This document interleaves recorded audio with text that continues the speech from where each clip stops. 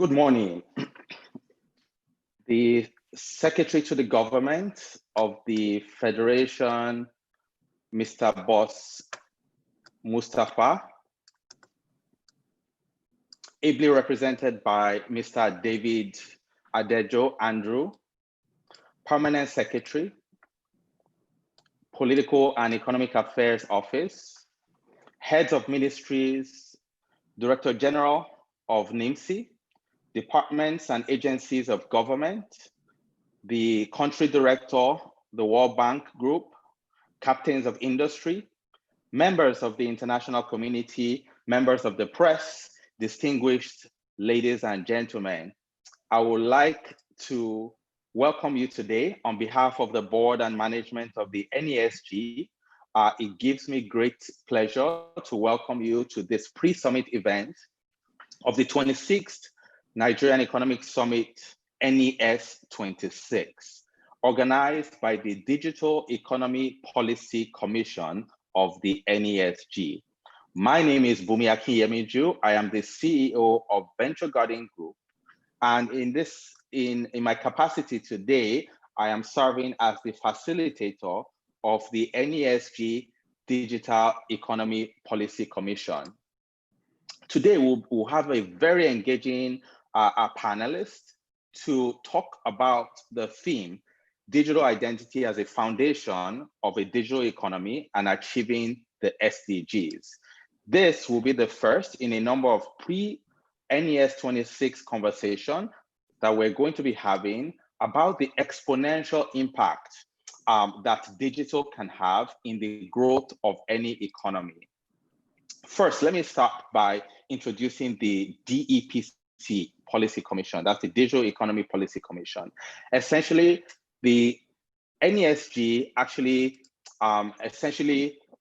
executes its advocacy through its 11 policy commissions. The Digital Economy Policy Commission is newly constituted, and it's been set up in response to the global and national thrust around the importance of digital economy across the globe. Essentially, we have 4 thematic areas of focus within the DEPC, and I'll talk through each one of them. The first is focused on digital skills, innovation, and entrepreneurship. As you know, without the people having the relevant skills, we will not be able to achieve the digital economy that we aspire for. The second pillar speaks to digital platforms and digital financial services. And this speaks to homegrown platforms that enable Nigeria to participate in the global digital economy. The third pillar speaks to e-governance, policies, and regulations.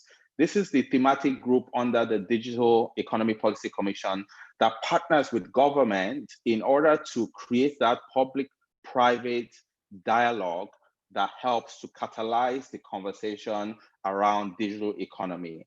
And then the last one speaks to digital infrastructure and tech sector financing. So how do we ensure that the foundational infrastructure required for Nigeria to leapfrog and move into this digital economy can be accomplished by ensuring that the infrastructure is there, both the physical infrastructure, the hard infrastructure, as well as the soft infrastructure. And I think our conversation today is really about one of those soft infrastructure, the digital identity. So I am very, very excited to talk about the digital identity today. And we have an incredible set of speakers and panelists that's going to join me in this journey.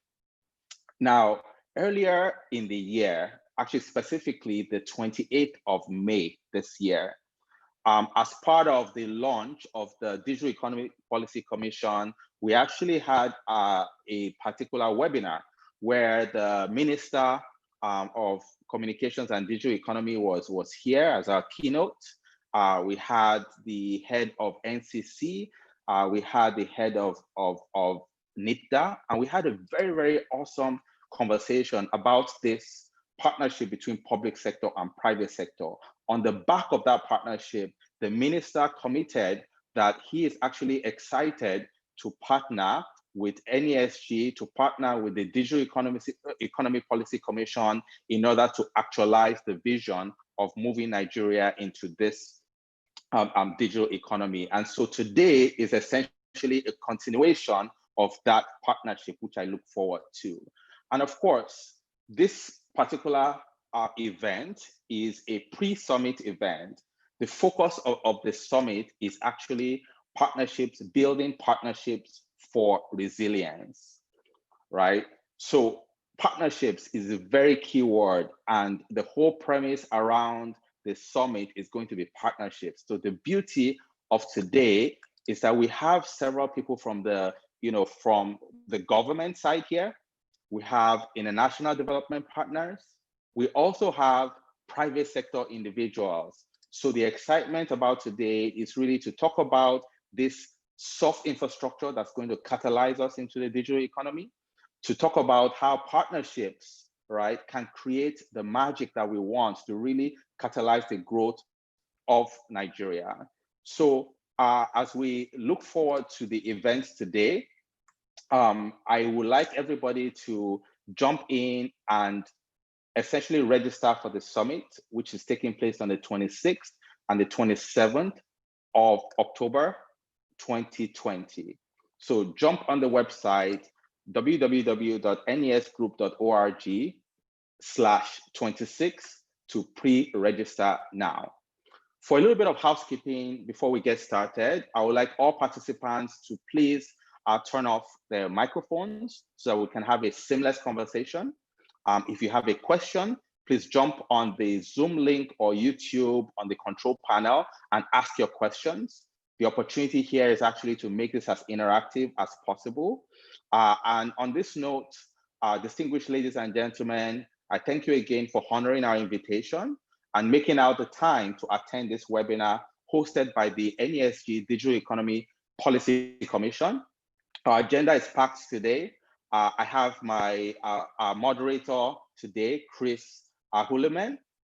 You're going to see more of him all through the panel session. So he's our moderator today. Chris is also the lead of the e-governance thematic group of the DEPC. We have Mr. Shubham Chaudhary from the World Bank Country Director, who will be presenting the strategic insight. And as you can see from the agenda, we have a packed day, starting with the strategic insight, moving to the keynote address by the representative of Mr. Boss Mustafa. He's going to be giving the keynote address, and then we jump into the panel session. On this note, I would like to introduce the Board of Director member of NESG in the name of Mrs. Wonu Adetayo to help us give the welcome address. Thank you very much. Good morning, everybody.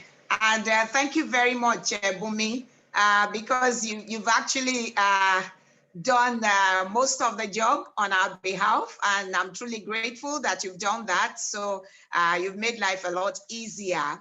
So I am gonna say good morning to the Secretary of the Government of the Federation, Mr. Boss Mustafa, who is ably represented by Mr. David Adejo, the Permanent Secretary. And I'm gonna then stand on existing protocols if you would all permit me.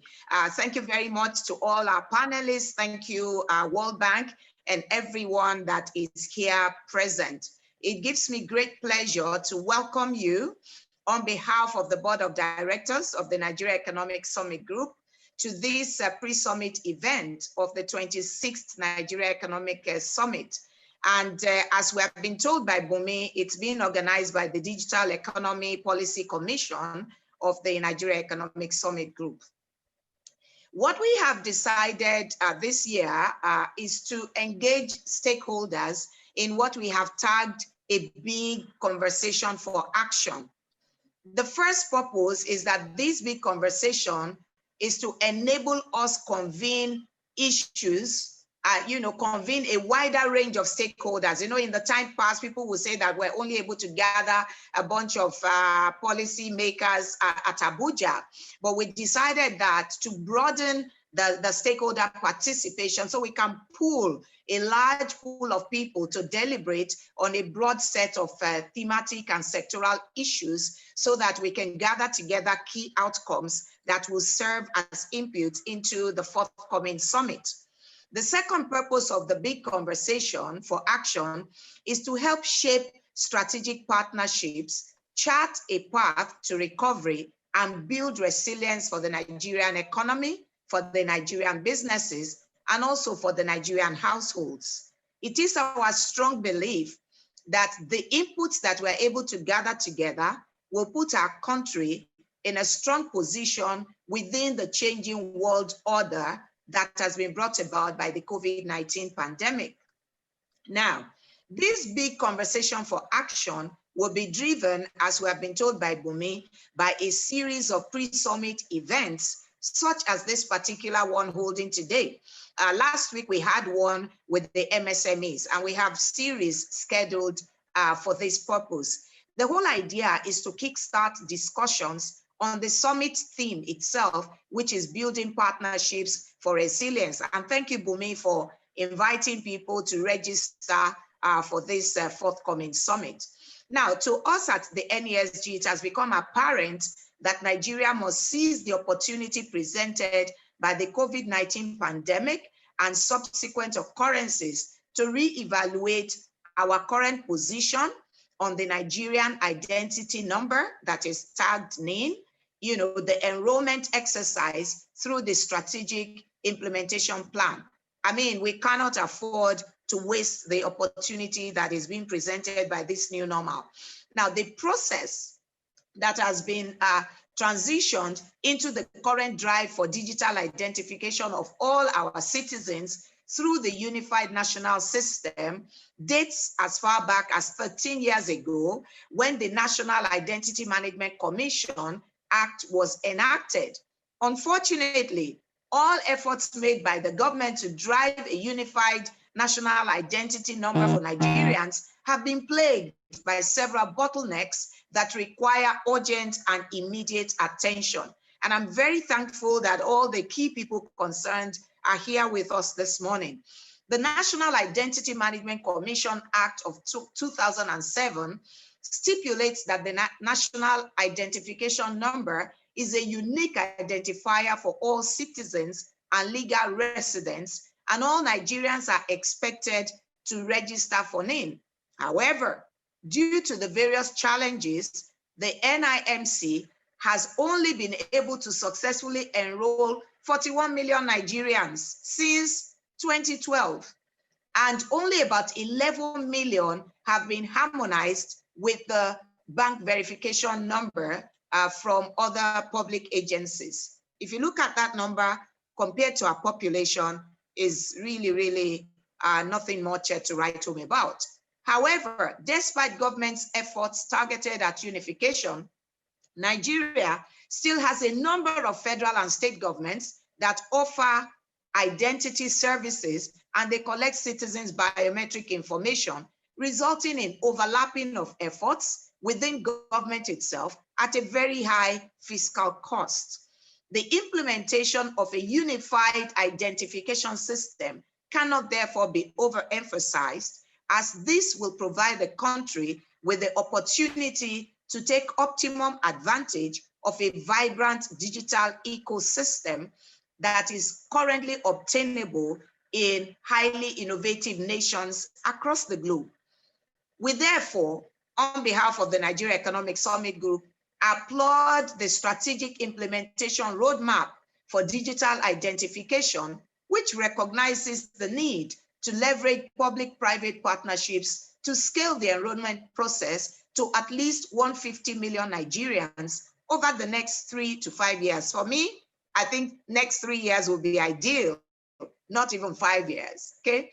Now, today's public-private dialogue aims at reviewing the opportunities for exploring a digital identification system to leapfrog digital and financial inclusion and citizens' access to social services, which we know they're all badly needed at this time. This dialogue will also promote the digital economy in Nigeria while serving as the foundation for achieving the 17 Sustainable Development Goals by the year 2030. It is our sincere expectation that today's event will help facilitate discussions on strategies and action plans to create a unified digital identity system for Nigeria. It will also provide insights on how government, international development. I think, Mrs. Adetayo, I think you are muted.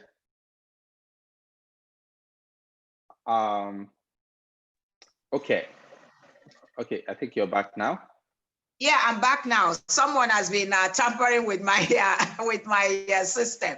Okay, it's our sincere expectation that today's event, okay, will help us, leverage the digital identification system framework for the growth and development of a vibrant digital economy in Nigeria. And I want to trust on behalf of the Nigeria Economic Summit Group and the entire board that we will all contribute our quota and lend the needed voice and supportive steps to make today's engagement a resounding success. And therefore, I wish us all very, very successful and fruitful deliberations. Thank you all very much for your attention, and may God bless our country, Nigeria.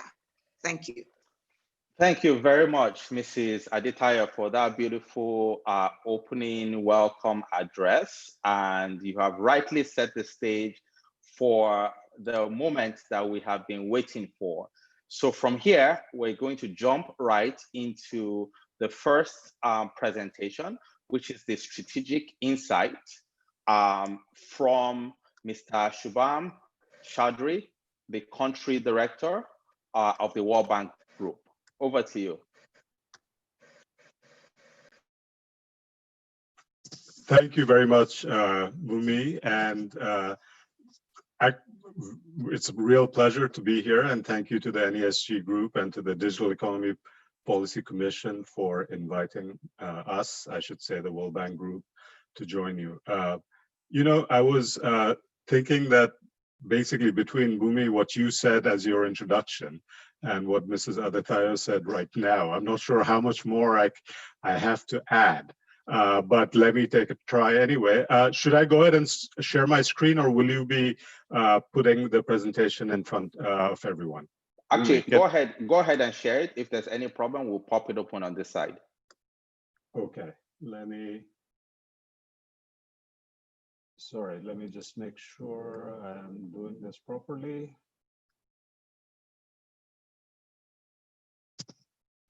Okay.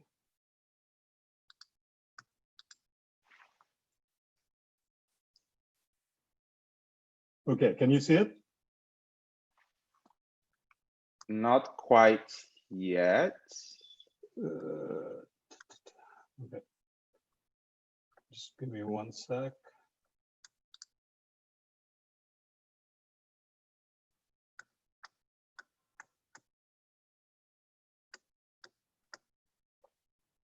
All right, could you do it from your side? Yeah, thank you. No problem. There you go. Okay, next screen, please. Okay, so I think most people connected to this webinar will not need persuading about the potential that a unique foundational ID provides for really ramping up and realizing the Nigeria as a digital economy. I think most people that I've met in Nigeria are very conscious of the potential that Nigeria has and the absolutely foundational role that a unique national ID would provide. Here are some examples of the kinds of things that would be facilitated, and then the kind of access to services and to economic activity that would be provided by a unique ID. Next slide, please. Okay, what we have in the next two slides are some examples from efforts in other countries to roll out a unique ID. So both in and the kinds of impacts that has had in the public sector and in the private sector. I myself am from India, where the process of introducing a unique ID called Aadhaar took actually, based on what Mrs. Tayo mentioned, it takes a long time because one needs the consensus. It took over, I think, close to 13, 14 years in India as well. And much of it was spent building the consensus within government and then at various levels, state, across ministries, and then with the from the federal level to the state to subnational level. So I think Nigeria right now, with the roadmap that was introduced, I believe 2 or 3 years ago, is really positioned to have that last acceleration to rolling out this digital identity nationwide. Next slide. If done well, Nigeria's strategy can impact the bottom line on a number of things. These are some examples, and I hope we can circulate this PowerPoint for those who are interested later on. So I want to save some time here, but the basic idea is, I think, what Bhumi mentioned at the beginning in terms of the pillars. This provides that foundation in terms of the soft infrastructure that's needed for everything else to be built on. Obviously, there is the hard infrastructure in terms of bandwidth and a national broadband and connectivity, which is also something I know that the Honorable Minister Pantami is working very hard on as part of the, and then there's a National Broadband Commission. But this is equally essential in terms of setting up this infrastructure so that ordinary citizens, that firms can benefit from the potential of a digital identity. Next slide. Okay, so as part of this, the World Bank is supporting the government's efforts. We always work through government. We're here to support the government's efforts to reduce poverty, and we see the rollout of a digital ID as essential to that effort. So earlier this year, and I believe in February, our board of directors approved what we call the Digital ID for Development program. This is co-financed with some other international partners, in particular the French Development Agency and the European Investment Bank. And you see the details about the project. It is to increase, the basic objective is to increase the number of persons, Nigerians, with a national ID number, and it issued by a robust foundational ID system. So these are the 4 components of the project. And the robustness is something I want to stress, because without the robustness, you do not get the full potential of this ID to be realized. The robustness is based on providing access, that everyone has access to this ID, and that it is unique, and that it comes to be embraced across the entire ecosystem. Otherwise, you have a proliferation of ID systems, and then the full benefits, the economies of scale and scope are not realized. And this is something that I think Mrs. Adetayo also just pointed out. Next slide. Okay, the ecosystem approach part of it is absolutely essential, and this is where I think the NESG's theme of partnerships is key. Certainly the government, and in this case, Engineer Aziz and the National Identity Management Commission has to kind of be the anchor for this. It has to be the place where the data are stored, where the data standards, etc., are established. But after that, for the uses of this ID to really go be spread all around, the entire ecosystem of stakeholders needs to be there. And that's true not only once the ID has been rolled out, but even in the process of enrollment. Okay, so you have NIMSI, you've got the Population Commission, but then you have a range of other partners who can have an important role to play in the rollout, in the enrollment process. Next slide, please. So these are some of the types of partners in terms of the enrollment process itself, ensuring that all households, every individual is reached in terms of facilitating the provision of the card, but also then what to do with it subsequently. So in the private sector, you obviously have banks, retailers, telcos, small and medium enterprises. There are some basic requirements in terms of having robust distribution networks that reach into every part of Nigeria. But for those entities that have this kind of reach, there's a real role for a variety of partners outside of government to play in the enrollment process itself, let alone all the applications that can be built on once the digital foundational ID is established. Next slide, please. Okay.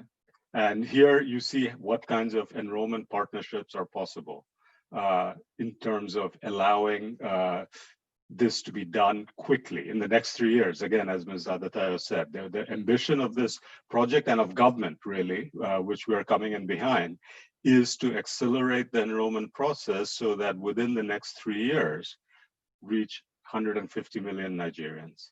The business models, etc., the details, that is some of what will need to be worked out, but we see huge potential here for partnerships across the public and private sector. Next slide.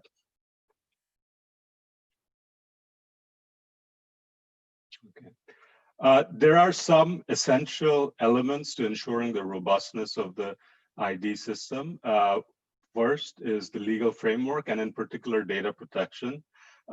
So this is where I know NIMSI and the Ministry of Communications and Digital Economy and others are working hard to kind of update the data protection and privacy laws for Nigeria. Then there are just the enrollment process itself, that it be inclusive, that it include marginalized groups, so that just because you're a household in a remote rural part of Nigeria, that you do not get excluded from this process. And privacy is really key. So that the technology, the systems that are used, and then the authentication process is key. I mean, let me give you a quick example. In the Indian state of West Bengal, where I come from, we have, well, in India overall, we have what's called a public distribution system where low income and poor households are eligible for subsidized food, rice, flour, oil for cooking. The problem in West Bengal before Aadhaar, the unique ID, was introduced, was that there were the number of households registered under the public distribution system for eligibility for these benefits was greater than the entire population of West Bengal. So clearly there was, fraudulent enrollment, but there was no way of verifying who exactly was fraudulent. And that's the problem that, the existence of an strong, robust, authenticated national ID system has managed to change. Next slide. Okay, this just lays out the plan going forward and how we've structured the program in support of the government's initiative. Next slide. We hope that we can help NIMSI and other government partners launch this in the very near future. Some of the steps ahead of the nationwide launch, as I mentioned, enactment of a general data protection law, amendment of the NIMSI Act to promote inclusion and non-discrimination, and then an audit of the security and privacy protections of the enrollment systems themselves.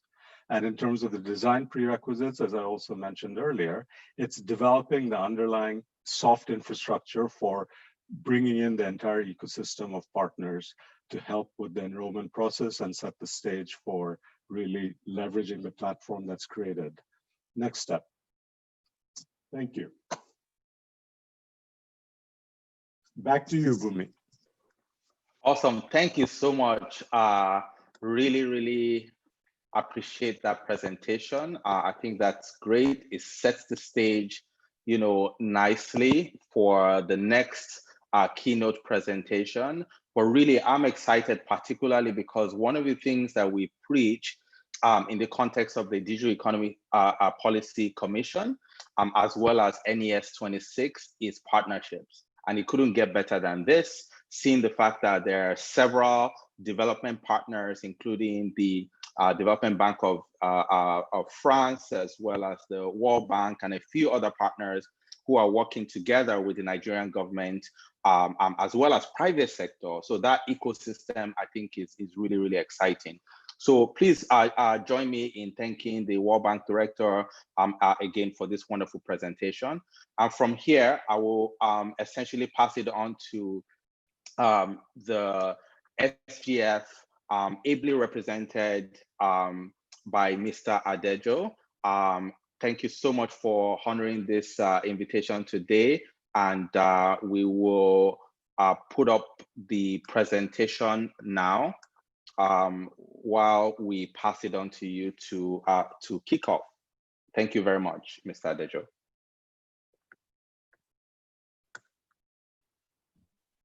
Thank you very much. I think what you help me do, don't bother about just put up the organogram. There's an organogram on the page there, that should be on, since you will share the text there later.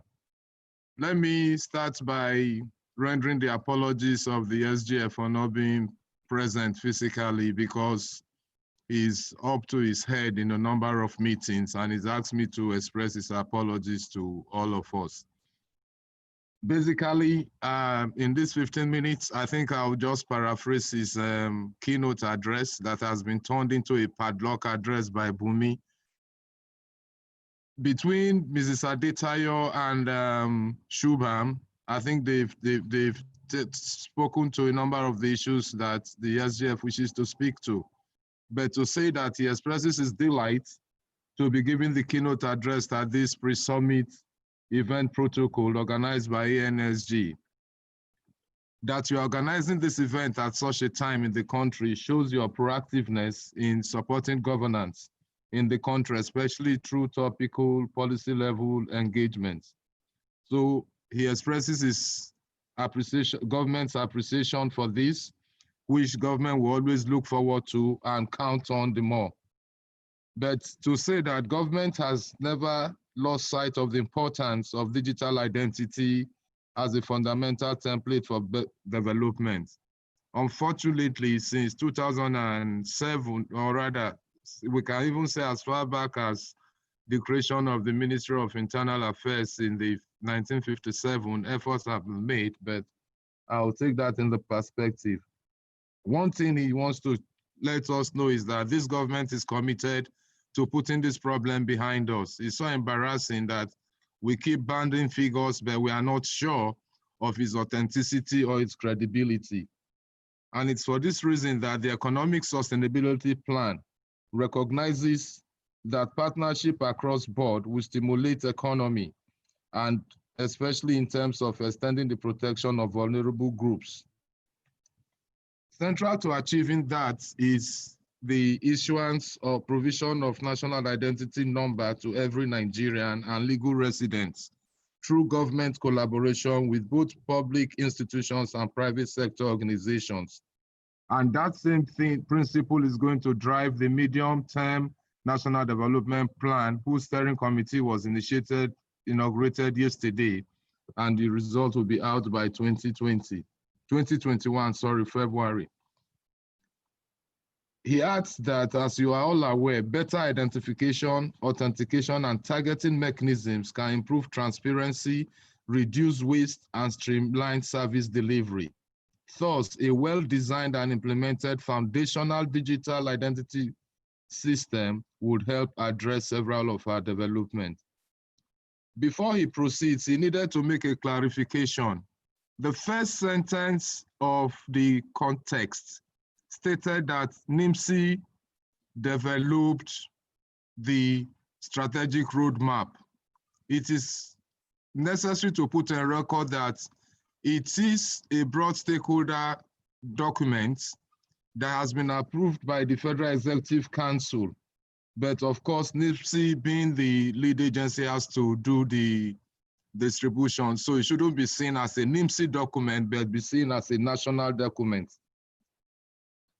Having said that, the assignment given to me, which has been made easier by Shubham's presentation and Mrs. Adetayo's, is that I have to look at 5 things.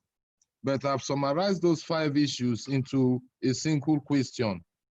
And that question, the 5 issues are fast-tracking implementation of the roadmap, achieving the terms of reference of the Project Ecosystem Steering Committee, policy imperatives to ensure penetration in COVID-19 era, historical challenges, and identify partnerships. So he has taken the liberty of a keynote presenter to rephrase to a single question, and that is recognizing Nigeria's historical challenges in creating an efficient digital identity system. What strategy is the PSC putting in place to ensure partnership for fast-tracking implementation, including within the COVID era? Well, the SGF is aware that this audience is a well-informed audience on this matter, but since NESG has said, let him take an historical perspective, let's see what the challenges have been historically. In 1970, there was a department created in the then Ministry of the Department of National Civil Registration in the then Ministry of Interior, which was created that year as a merger between the Federal Ministry of Internal Affairs and Police Affairs then. And they went into issuing national identity cards. After spending $236.8 million, they were only able to register 37.3 people. This led to the establishment of NIMC in 2007. However, before then and after then, there has been a number of agencies which have been mentioned by Wonu. I won't go into details of that. But to say that the challenges have resulted in government sitting down to develop an ecosystem. Government had a number of options, going with different agencies or developing an ecosystem approach. And by the time the strategic roadmap was developed, it was agreed that an ecosystem approach will be implemented. On the screen here, you have the basic principles of the ecosystem approach. And that is, you have 3 layers of implementation. You have a governance and coordination, you have a foundational ID system, and you have the functional ID systems. So the option chosen is to do that, creates a governance and coordination structure that cuts across board, allow foundational ID systems to do their work, but should be linked to functional systems that will be user-based. So all the functional systems in existence will continue doing what they need to do, but they have to be interoperability with the foundational system. The beauty of that is that it saves a lot of time and cost, because the data sets or parameters that are used by the functional ID systems are more varied than what we'll expect the foundational ID systems to use. That gave donor partners the incentive to want to support us. And like Shubham has said, the World Bank, along with European Investment Bank and the French Development Agency, agreed to support Nigeria, and we are concluding the discussions.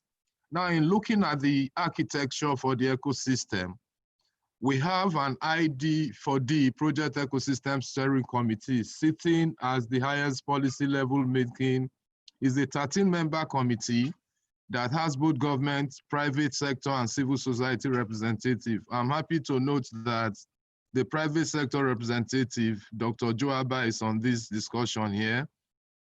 The civil society organization is represented by the CISLAC. Rafsanjani is himself the representative. So I think that will give the Project Ecosystem Steering Committee that broad partnership outlook. And of course, there are a number of different technical working groups that will be put in place. And the private sector too is part of the legal reform working group, which is already undergoing some traction now. At the foundational ID system level, I mean, without meaning to overflog the points, we have NIMC and MPOPC. While functional data sets and ID systems remain the same what they used to do. It's important that I mention this structure so that we relate the choice of an ecosystem approach as a panacea to solving problems we've had before, where there were institutional rivalries in terms of responsibilities. And to mention here that the PIU in NIMC reports through the DG to the Project Ecosystem Steering Committee that gives the general direction of the program that is being supported by the donor partners. So we should not be disturbed about recent movements of NIMSI, or is a government decision that NIMSI should move. NIMSI will be moving in the next few days when the processes are concluded. But the PIU remains an object of an international obligation, and those obligations and treaties, convention articles must be adhered to. That is why you have an ecosystem coordinating strategic unit that creates that forum of making sure that all the ID system players stay together as one, and that see that harmonization, synchronization, interoperability is possible. I think, Bumi, you can take off the organogram now. Thank you. So just to continue, the terms of reference were basically 5, and 2, the one of reviewing the legal framework, legal and regulatory framework, as well as the one relating to a determination of where the ecosystem coordination strategic unit should sit, were considered something to be done very quickly. And the PESC agreed that it should reside in the SGF's office because of its convening powers to be able to reach across other ID system players. Now, how will the PESC fast-track the implementation of the digital identity for development? First, it has started recruiting key personnel. You know, donor partners have specific requirements, and it's not something you go pick across the road. And advertisements were placed, 13,000 applicants, so to speak, applied, and it's a very tortuous process that is undergoing now to get a shortlist that will be sent to the bank. The PIU in NIMSI has started setting up their offices in readiness for the theme, while the ECSU at the SGF's office has also gotten accommodation, and some staff have been deployed. Those ones that are expected to come from government, 1 or 2 are still expecting clearances from the World Bank, and I'm sure once we deal with the process issues, that will be in place. The SGF communicates that it is worth mentioning that the PESC recognizes communication of the ID program to all stakeholders, awareness creation on government's efforts, and strategic direction, stakeholder consultation, and buy-in on key reform areas with respect to the digital ID project. Therefore, a robust communication strategy, which includes both the ECSU and the PIU, will be undertaken. I think Shubham made reference to the 4th component, which deals with stakeholder engagement. And that is what will drive the communication strategy, because there's a lot of mistrust amongst even foundational ID systems, understanding why they need to link up to the functional ID system, so that by the end of the day, we work as a unit, using the national ID card as the referral for everything anybody wants to do. I think both Shubham and Wonu refer to services. I see Bumi's side, so it's as if I'm running out of time. Ladies and gentlemen, the SGF assures you that the PESC, in pursuing the strategic roadmap, is taking a credible pathway for the government to develop identification at a low cost, fast pace, and in a trusted environment. It will also leverage the existing ecosystem of government agencies, states, and trusted private partners to carry out nationwide enrollment through a viable partnership strategy. As a nation, we have a lot of grounds to cover, and our fundamental ID goal can only be reached through joint efforts. In terms of enrollment during the COVID era, the chairman of the PTF, as you know, is the SGF.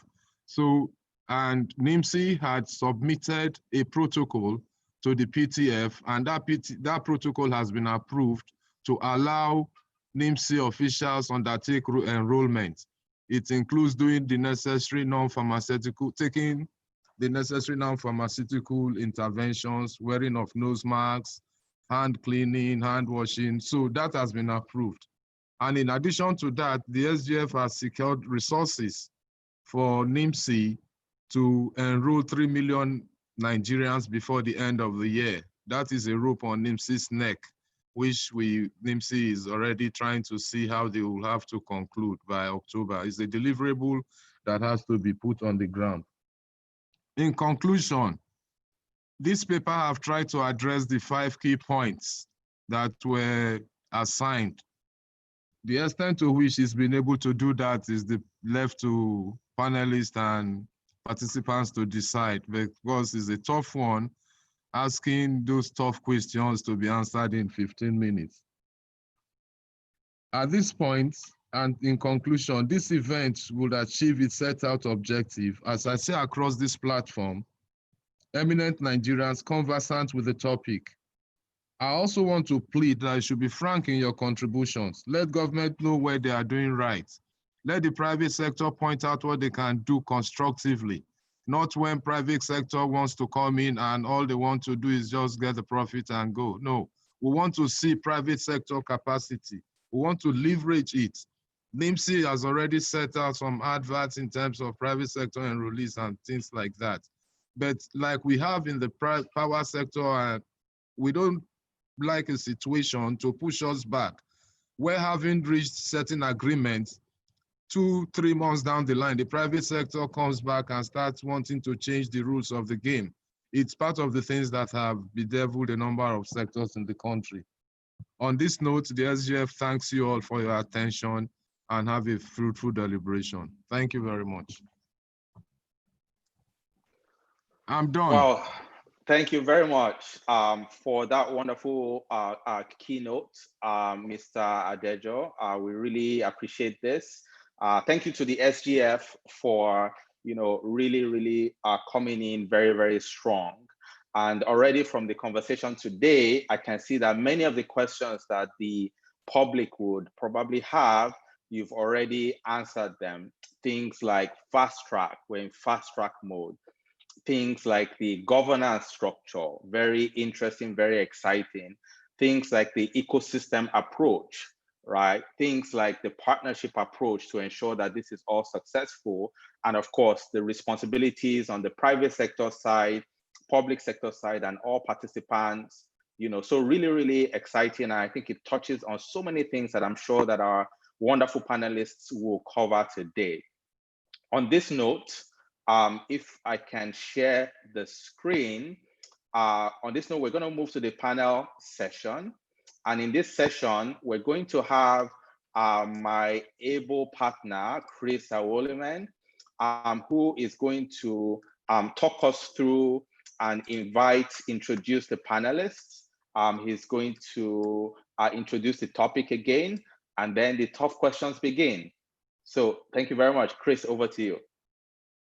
Thanks, Bumi.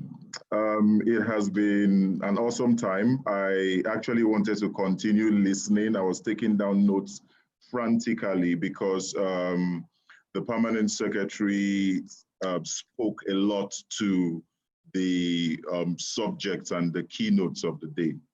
With this, I say welcome everyone to the pre-summit webinar, Digital Identity as a Foundation for Digital Economy and Achieving the Sustainable Development Goals. The UN Sustainable Development Goal 16 and 9 says, provide a legal identity for all, including birth registrations by year 2030. It is on that note that Nigeria has strategically, within the last few weeks, gone into 2 developmental planning modes that will leverage and turn around the Economic and Recovery Growth Plan of the federal government. Digital identity, we all know, it's a very critical part of the digital economy, and we feel it's a foundation of that digital economy. We use this opportunity to usher in discussions that will help us throw light into how we can facilitate partnerships to build resilience, which is the fundamental topic of this year's Nigerian Economic Summit. And with that, I know all the panelists are itching to go. We've already done the preliminary introductions. What I would do is move straight into the deliberations for the day. For this, we have Each panelist will have 5 minutes to do an introduction, a self-introduction, and also speak to the perspective that each represent in this topical conversation. With that, I will start with the Director General of the Nigerian Identity Management Commission in the person of Engineer Aliyu Aziz. Please go ahead and introduce yourself in 5 minutes and share a bit about some of that strategic implementation plan. Thank you. Okay, thank you, Chris, and thank you, my boss, the Secretary to the Government of the Federation, ably represented by my PAMSEC, and also the World Bank team and my fellow panelists. Well, my name is Aliyu Aziz Abubakar. I have been on this saddle for the past 5 years. So I believe that all my introduction have to do with National Identity Management Commission. And I've been here as a director before, and I retired. So I spent 8 years as a director, and before that time, we worked with others in the SGS office to set up the NIMC itself. So that is my little background.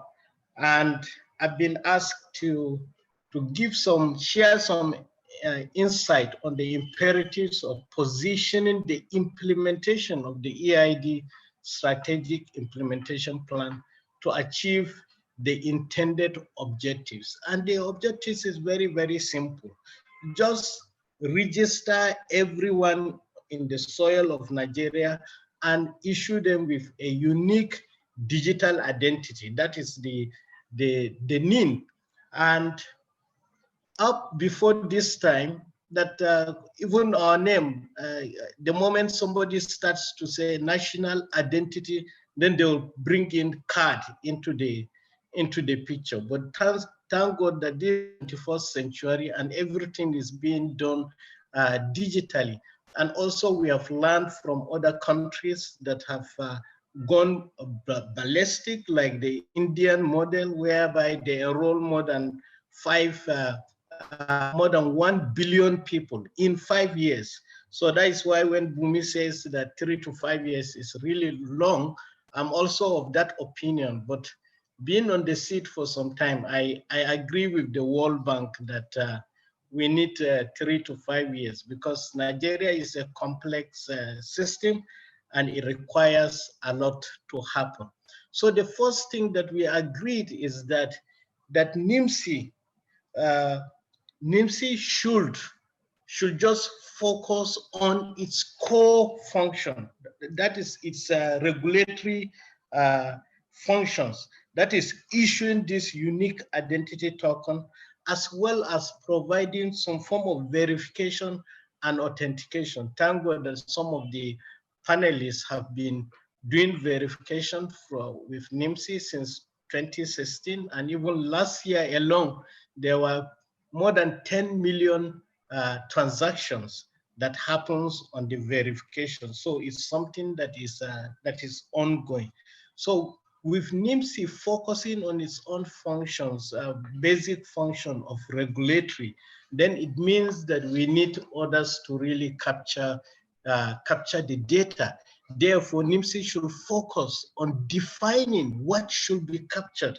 And what we capture is the identity of the individual. Therefore, we redesign the system in such a way that the data we ask for is not more than just 10 fields. That is to do with the identity of the person. And then we define the standards for the biometric templates, and we also define the transmission protocol of those data to the National Identity Database. We define the processing requirements and also the feedback protocol that we can give back that NIN to either a public institution or a private sector or or a security agency that does that. So, and with that, we feel that working as an ecosystem by its own name, or that is something that is going to be sustainable. And since it has been done in some other places, and we have already started doing that, is something that we look forward to. And I think it is the time now, because we are in the digital era, and we need all the previous speakers says that identity is the foundation. Yes, it is their foundation.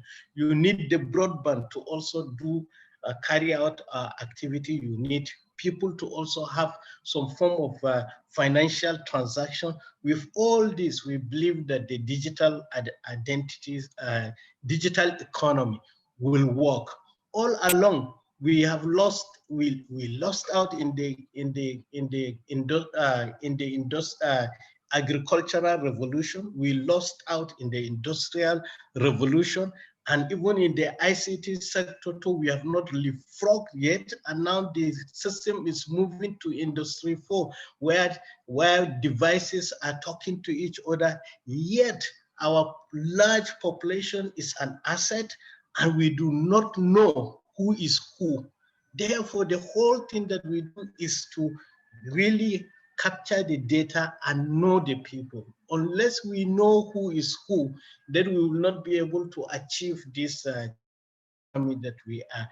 Therefore, we also have to harmonize. As you said, even the development partners harmonize themselves. We have at least 3 of them, with others working behind World Bank, working behind the EIB, and also AFD, to make sure that this happens. Therefore, it is unprecedented to have three development partners to come in and work on one system. And right now, as we speak also, all the major private sectors, that is the financial sector driven by CBN, and the telecommunications sector driven by NCC, and also the pension sector driven by PENCOM. All of them are working together with NIMSI to really achieve this harmonization that we've been talking of. And in the last presidential committee, we were given 30th June next year to make sure that these harmonizations happen. So far, as you rightly says, that we harmonized only with the BVN data, because BVN followed the standard that is similar to that of NIMSI. And therefore, we've been harmonizing with them. Even currently, we are expecting about 25 million records to be harmonized in the next 3 months. So we are hopeful that as today, we are at 42 million records, because we have started enrollment. That from that 41.5, we have already reached the 42 million as of this morning. And then also INEC holds also a lot of data, and we agreed that INEC will also collaborate with NIMSI and also the NOA, who is also on the steering committee, to make sure that voters validation also happens with the NIN itself. And they have been given December 2022 to make sure that that happens, so that we should get ready for the 2023 election.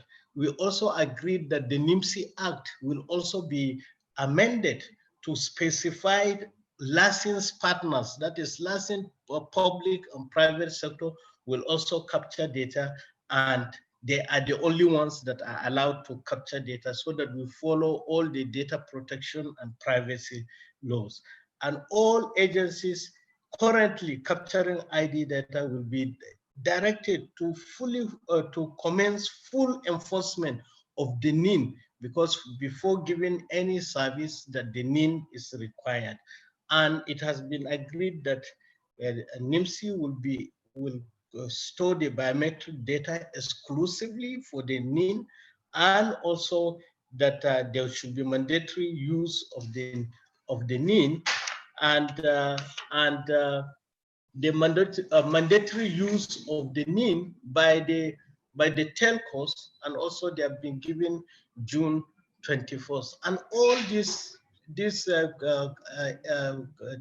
sectors, we've been working together hand in hand and as a partnership, and that NIN as a unique identifier for all the public servants too, and that we've been relying on the network of Galaxy Backbone, and we also agreed that the ABIS, that is the Automatic Biometric Identification System, have to be upgraded from the current system together with the infrastructure. And also, the NIMC has been crying of the losing the IT staff, like the Estonia that they have mentioned. Some of our staff have been taken to Estonia, so, and Canada and the rest of them. Therefore, we agreed that our salaries also have to be upgraded to be at par with NCC and NIDA. And also there has been an agreement that we should be moved to from policy making body of SGF's office to one of the ministries. And last week we have all heard that we have been rightly moved to the digital economy, whereby NIMC will be the backbone of that aspect of the ministry. So in a nutshell, that NIMC for the past 5 years have been working, and it has been shown that that NIMC is the foundation of the digital economy. And as the foundation, therefore, so far we have done something, we have done enough on harmonization, and we have a system that is currently working, and we are moving towards only regulating the system. Therefore, there are many questions on form. Form is a function of the people that are capturing the data. That is the private sector or the public sector that is capturing. But we also, what we always emphasize, that we should follow standards. So we cannot accept substandard things, and that is what we've been doing all along. That we did not sell and NIN to, like, say, Amazon, but Amazon specified that you need to put your NIN for your own identification, because it is a system that you can authenticate and check in future. So I believe I've not taken too much. So how am I doing on the time, Chris? I think we were a bit carried away with all the information you were packing in your very, very short and brief presentation. Are you done now, sir? Yes, sir. Yes, sir. Thank you. Thank you very much. That was Engineer Aliyu Aziz, who's the Director General of the Nigeria Identity Management Commission. He has touched virtually on every topic with respect to the readiness of NIMC to face the gargantuan task ahead. But we all know that if India could do 1 billion in 5 years, we certainly can do 185 million in 3 years. With this, we bring the CEO of a private sector company. At this point, we've been hearing a lot of government and institutional speakers. We want to hear from the CEO of Verifiable, that is a leading digital identity services company located in Nigeria, just to hear his perspective. SCJ Agwele. Hello, good morning. Thank you very much. Can you hear me okay? Yes, we can. You're good. Fantastic. I'm very happy to be here. First, I would like to thank the Secretary General of the Federation, Honorable Mr. Boss Mustafa, and his able representative for the keynote speech. Welcome everyone, and just permit me to stand on existing protocol. To begin with, I would start with sharing a short story. One day, an SS3 student was taking his final exam and was finding it very difficult to finish his paper. The invigilator asked all the students to put their pens down and immediately submit their sheets. The young man kept writing furiously, although he was warned that if he did not stop immediately, he would be disqualified. The student ignored the warning, finished the test 10 minutes later, and went to hand the test to his teacher. The invigilator told him he would not collect the paper. And the student asked, "Do you know who I am?" The invigilator said, "No, and I don't care." The student said, "Are you sure you don't know who I am?" The invigilator again said, "No." The student said, "Good." He then proceeded to where the stack of scripts were, placed his exam paper in the middle, shuffled them, and then ran away. The invigilator did not know who he was. Do you know who I am? This phrase is prevalent in the Nigerian experience, but probably not used in the most productive context most times. However, government and industry have needed to ask this question at telco help centers, banks, medical centers, insurance brokers, and government offices. The lack of available trusted identity data has made it difficult for Nigerians to access services and in turn slowed down business growth. It has slowed down revenues, it has slowed down taxes, it has slowed down employment. Revenues, taxes, employment. This is why we are talking about digital identities today. Currently, the coverage of unique IDs to people in Nigeria is not where it needs to be. At best, 38% of people have some form of identification based on the number of people given a voter's ID card. According to the strategic roadmap, it is estimated 11% of Nigerian residents have a national identity number offered by NIMC, with less than 1% actually having the card. Due to the fragmented nature of past ID programs, government agencies have historically collected same biometric information from people, duplicating efforts across agencies. The result is that people in Nigeria carry multiple forms of identification and have multiple digital ID types without having a robust form of unique ID used by one system, a one Nigerian ID. For us as a nation to realize the Economic Recovery Growth Plan, ERGP, and deliver key services to citizens, we need to solve the problem of trusted identities as it is essential for the nation's financial, social, and political security. And it is the bedrock of the non-oil economic sector. At VerifyMe, we have worked to solve this problem of delivering digital identities to industry. In 2013, our founder, Tunji Oluwole, and his family were poisoned and robbed by their cook, who later changed his identity to escape justice. So we also know all too well the story and issues that come with digital identities. To date, VerifyMe has digitizes 50,000 demographic identities monthly, and we verify hundreds of thousands identities yearly through real-time identification from NIM, partnerships with BVN, and also FRSC. And as the DG stated, 10 million were done last year across the industry. For a truly trusted and robust IT system, government must look at the digital identity from both the foundational and functional components perspective. Revenue, taxes, employment will be scaled not just by the foundational ID, but the functional identity components, such as addressing and employment data, which are relevant data sets to decide suitability for services. For my industry, digitizing an identity is obtaining the foundational and functional data sets for delivery to industries that make decisions on suitability for services or employment.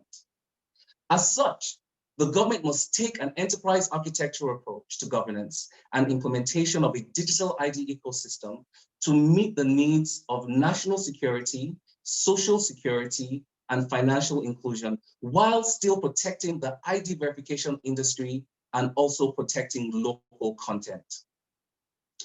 As we study citizen interaction with our MDAs, we must map agency responsibilities for maintaining data. For example, who is the authoritative source of address information for the government? We must plan for a time that all citizen information, identity, address, employment can be delivered real time to meet high processing demands. We must take a look at all layers necessary to be successful and make decisions that do not go against our core principles as Nigerians. As such, here are some key steps that we recommend as a focus, some of which are already underway. One is making digital identities available to all Nigerians, identifying which MDAs are responsible for data within their functional, within other functional identities, and make them the authoritative source that other agencies pull from. Who is the ultimate authoritative source for each form of functional ID type? What is the best way to maintain updates on citizens' information, and which MDA has the authority to update that information? For example, which agency is responsible for addressing? What regulation is in place to prevent data replication? What regulation is in place to protect the ID verification industry, which we know can be a $10 to $20 billion a year industry for our economy? As a player in the industry, we have faced challenges. An open discussion needs to be undertaken to protect innovation and prevent monopoly in the ID business across the financial sector and other industries. For the sake of time, I will focus on the first phase of implementing the digital identity program taken from the strategic roadmap for developing digital IDs in Nigeria. For this discussion, I will speak to the first three pillars only, because here are where the private sector has the most opportunity to participate. The first is ID program improvements. The private sector can provide world-class advisory about leveraging the best technologies. The private sector can be a strategic partner in scaling enrollment services within the Nigeria ecosystem. For regulation and enforcement, government needs to step in to protect the ID verification industry and also protect local content to prevent monopoly, engender fairness, and also help Nigerian businesses grow. And the last of these pillars is the communication and socialization of it. It must be told to Nigerians that getting a national ID is part of their social and patriotic responsibility. It should be communicated that this is the first step to getting any service and being included in social activities in Nigeria, from social intervention to social protection to other services such as getting a passport or a driver's license. In conclusion, applying the ecosystem approach and the federal government can leverage the private sector for the implementation of the ID program. In fact, data from developing nations shows that this is historically the most successful approach, helping to advance the program's development and reduce costs. These partnerships will enable the federal government to scale the program as quickly as possible and meet mandated targets. In closing, do you know who I am? My name is Isiji Agwele, CEO for Verifiable, and I am committed to making digital identity a success in Nigeria. Thank you very much. Thank you very much, CJ. You have begun your talk with a number of questions. Do you know who I am? Very, very interesting perspective on that conversation. A number of challenges facing private sector companies and startups, which you look into protection of intellectual property, as well as protect local content. Thank you very much for also helping us share that perspective from a Nigerian company who's doing business in the digital ID ecosystem. Now we will go into someone who wears two hats. He is actually the country director for DAI, which is an international development organization. He is also a member of the Presidential Steering Committee for Digital Identity in the person of Dr. Joe Abba. I am aware he had to pull a lot of stops just to be here.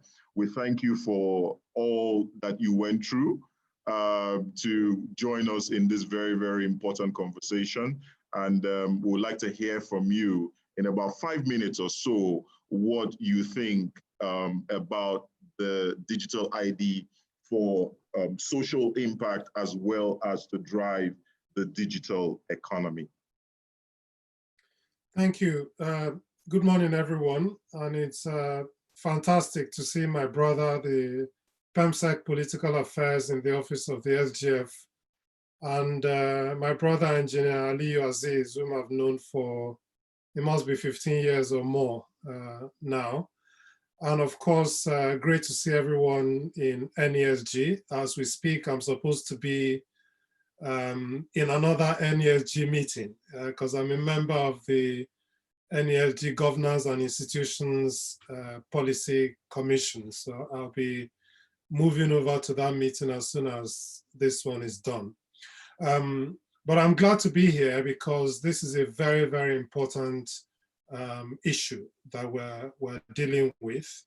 A recent study by McKinsey suggests that embracing even the basic digital ID could see an increase in GDP of between 3 to 13%. And that where developing economies embrace digital ID, it will boost their ability to meet their economic potential by something like 50 to 70%. So this is really important. It's also important to the Nigerian because before joining DAI, I worked between 2013 and 2017 as the Director General for the Bureau of Public Service Reforms. And as part of that role, we did a survey and asked Nigerians, when you come in contact with government, what are the areas that cause you the most difficulties? And they mentioned 4 areas. One was applying for a passport. The second was applying for a driver's license. The third was getting their tax clearance certificates. And the fourth was getting national identification. So we actually did a study looking at the bottlenecks to each of these things, including the process for obtaining national identification, and did some mystery shopping around that, and came up with a number of findings as to what we felt the issues were. And it will be interesting to hear from the DG, if we have time, how much of those issues subsist and how many have actually been addressed since we did that study in 2016. The first is that there seemed to be a lack of clarity in NIMS's own mind, whether it was a regulator or a service provider. And so in some ways, it has a regulatory function, but in other ways, it tries to provide a service and charge a fee for providing that service. And that sometimes comes into conflict with private sector organizations that it was licensing or planning to license to undertake some of these kinds of work. The second thing was that the board of NIMS itself, we felt was quite unwieldy. I think it has about 18 people on the board, mainly made up of different government agencies and government organizations. And we feel that the board should be made more dynamic. And I hope that the revision to the NIMSI Act would actually bring in reputable, experienced private sector members to join the board, as well as civil society members, in much the same way as the Presidential Committee now has private sector representative and civil society representation as well. We felt there was a communication problem. There's a discrepancy in people's minds, different from what NIMSI perceives. So as far as NIMSI is concerned, if you register and you collect your registration slip that gives you your national identification number, the process is complete. In the mind of the Nigerian on the streets, the process is not complete until they receive their plastic card. And so I'm pleased that over the last few months, both the Minister for Interior, the Secretary to Government, and the DG of NIMC have started this process of trying to sensitize Nigerians that you don't actually need a card. You know, what you need most is your NIN, which is a recommendation we actually made in 2016, that NIMC should move away from this focus on cards and start to focus more on digital identification numbers. We found that NIMC was grossly underfunded.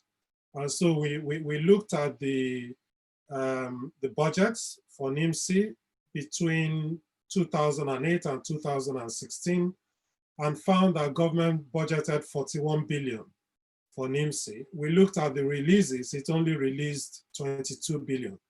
And so you're looking at a release rate of 53% for that organization. And an organization that's supposed to deliver identification free to Nigerians without having the money to actually do it.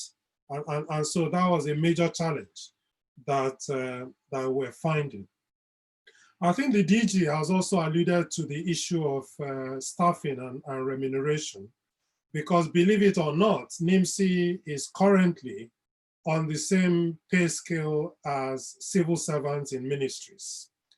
And so, of course, if you're on a civil service salary scale, you cannot attract and retain the kind of talent you need, the kind of digital talent you need to drive the kind of work that NIMC does. So it simply doesn't have the people. So you can see a combination of problems. There's a problem of policy. You want to give identification to everybody for free, but then you're not giving the money to the people who are supposed to do it.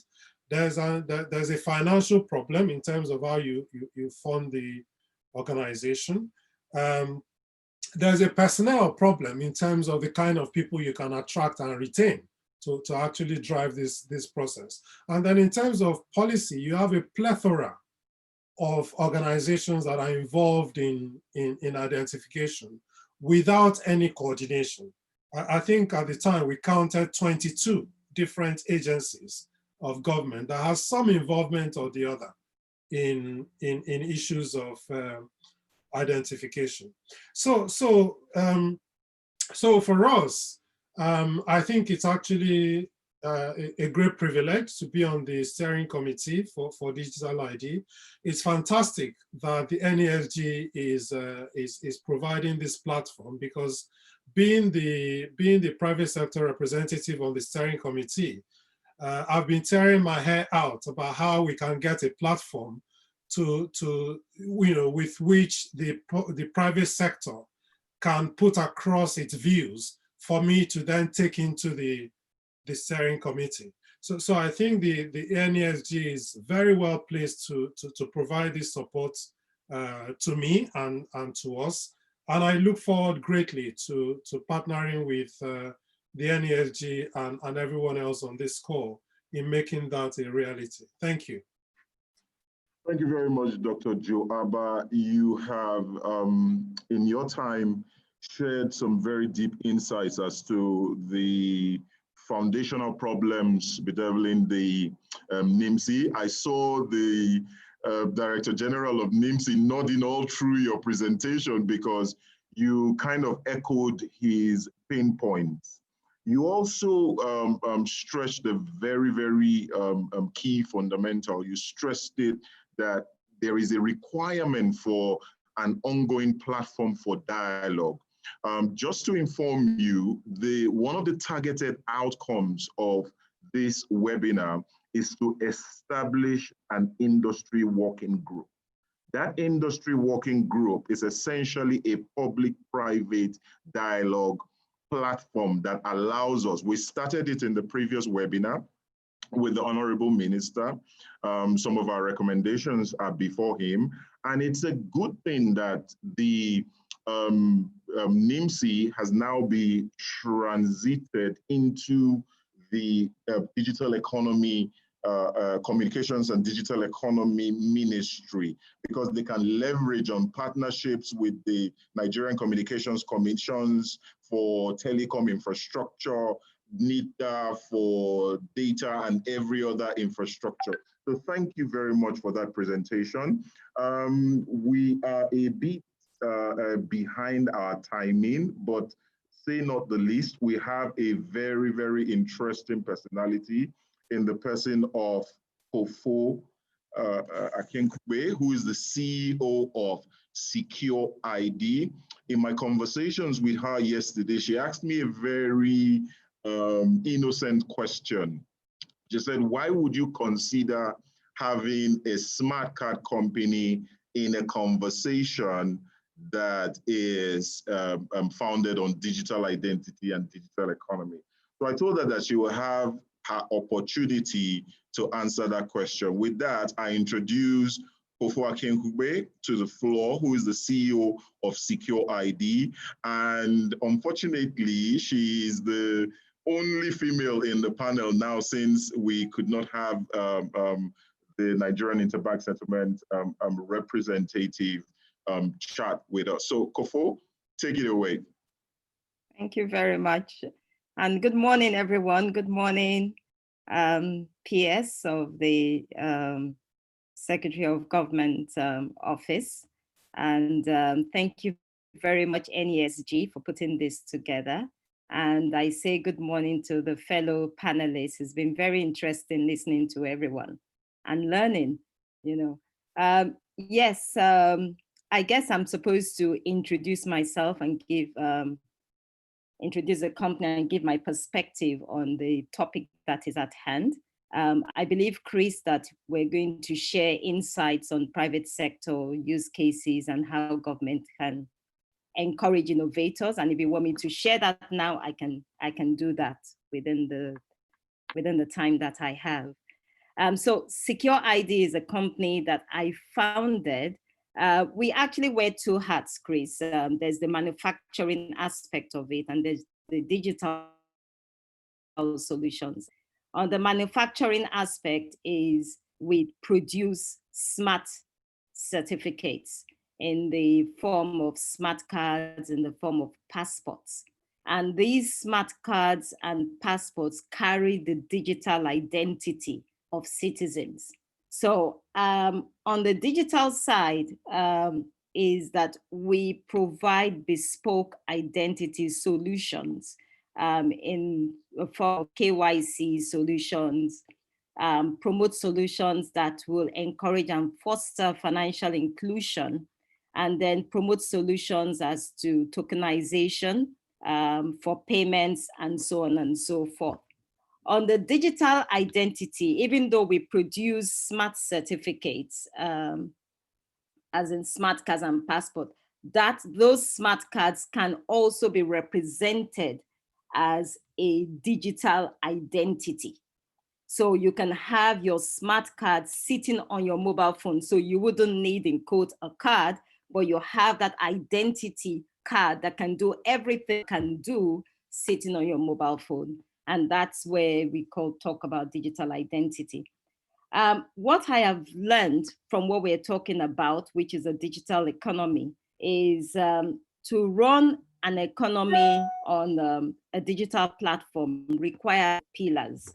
And one of the things that I think Sudan has talked about is talking about the different things, which is a digital platform, encouraging finance and digital fintech on the platform, encouraging business to do financial transactions on the digital platform.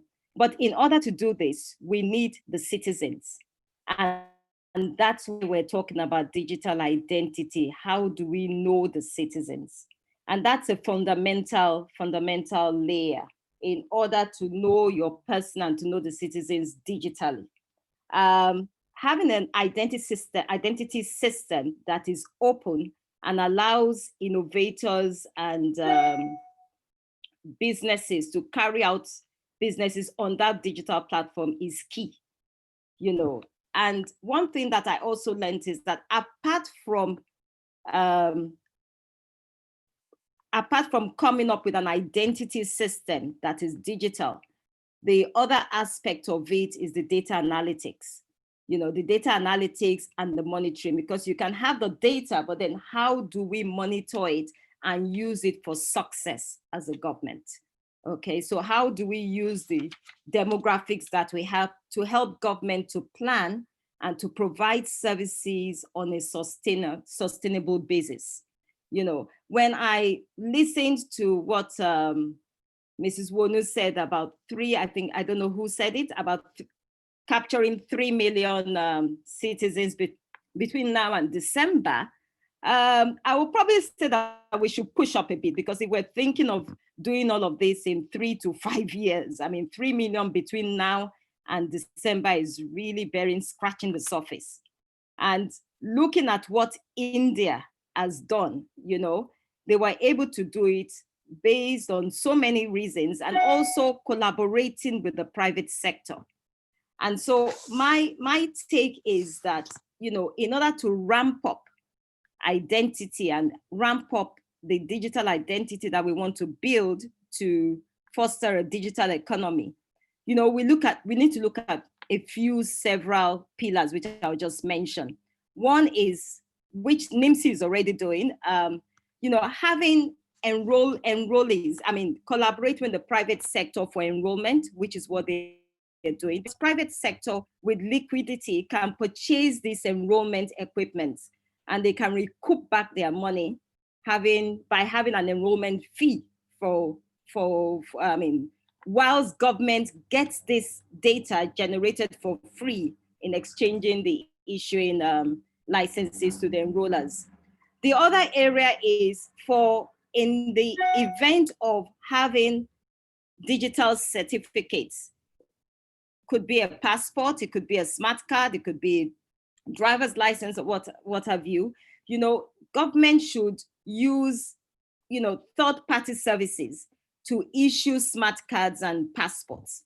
And then when we look at voters' registrations, polling, e-voting, digital identity and facial recognition, it can be used as a means of citizen verification for both voters' registration. Also, KYC authentication and anti-money laundering. We can use digital identities to aid the fight against corruption and against terrorism financing. Now, how can Nigeria create a high-value ecosystem, and service providers in this digital identity space? The government and key regulators should provide incentives, such as providing import levy for those private sector that are working with them, whether it's data capturing equipment, or companies that are actually manufacturing devices and so on. So they need to be encouraged, and they need to provide that enablement. Another area is to enable an environment of trust and accountability by ensuring that ID systems are built on a legal and operational foundation, which I think the World Bank has also talked about. So these are areas that I feel that Nigeria can help.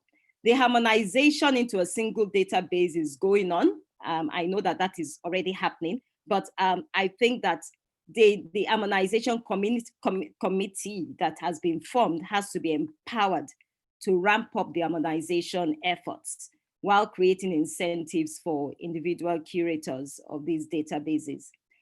So that's the bit that I have to share, but I look forward to it. I think we need to be a lot more aggressive. I think capturing 3 million between now and December, it's nothing. And I think that one thing that needs to happen is whatever identity system we're building should be an open system that encourages innovators. So I'm doing transport or I'm doing whatever, can I, instead of getting their bio data, all I need is that name. and it allows me to provide the services that I need to provide, you know. So that's basically what I have to share. Thank you very much. Thank you very much, Wanu, Kofo, for that, expose into how we can drive the ecosystem. One of the critical things that you mentioned was in ramping up the numbers of target before December. And I will start off the question session just by engaging the DG of NIMSI further. Is it possible that we ramp up these numbers from 3 million based on the present structure and process that is currently ongoing at NIMSI? Thank you very much, Chris, for the question. So let me make some clarification. The strategic roadmap, that is the World Bank funded program, is a pay-per-play. That is, you capture the data and send to the back end. When the need is generated, then you will be paid for. But that process is ongoing. As in the presentation, it was said that we will get the business model in place and also do the licensing and then the onboarding in place. You understand? That said, that what the PAMSEC means by 3 million before December is that government on its own, that is, despite what NIMSI is doing currently, because currently we have like 1,000 centers nationwide, and that is grossly below the standard. The standard, again, the very minimum standard that we need about 4,000 centers. And the standard is for every 50,000 people, you need a center. And if we are 200 million, then you understand that we need that 4,000 center. But we have only 1,000 centers. So that is grossly inadequate. So government, we have already selected some vendors based on NIMSI's standard. And we wrote to government that give us funding outside an intervention fund so that we can start, the government should start something while we are still working on the ecosystem. Mind you, by the time that ecosystem starts, we may have up to 10,000 centers nationwide. And at that time, NIMSI does not need to capture any data. As I said, our first priority is to go back and become a regulator, just as Dr. Joe says. Therefore, that 3 million is that we are going to target example, like IDPs. IDPs nationwide are about close to 2.8 million. So we are going to target those ones. And we are also using some of the private sector that we have selected to carry out that activity. Meanwhile, NIMSI is still ongoing with what it has been doing.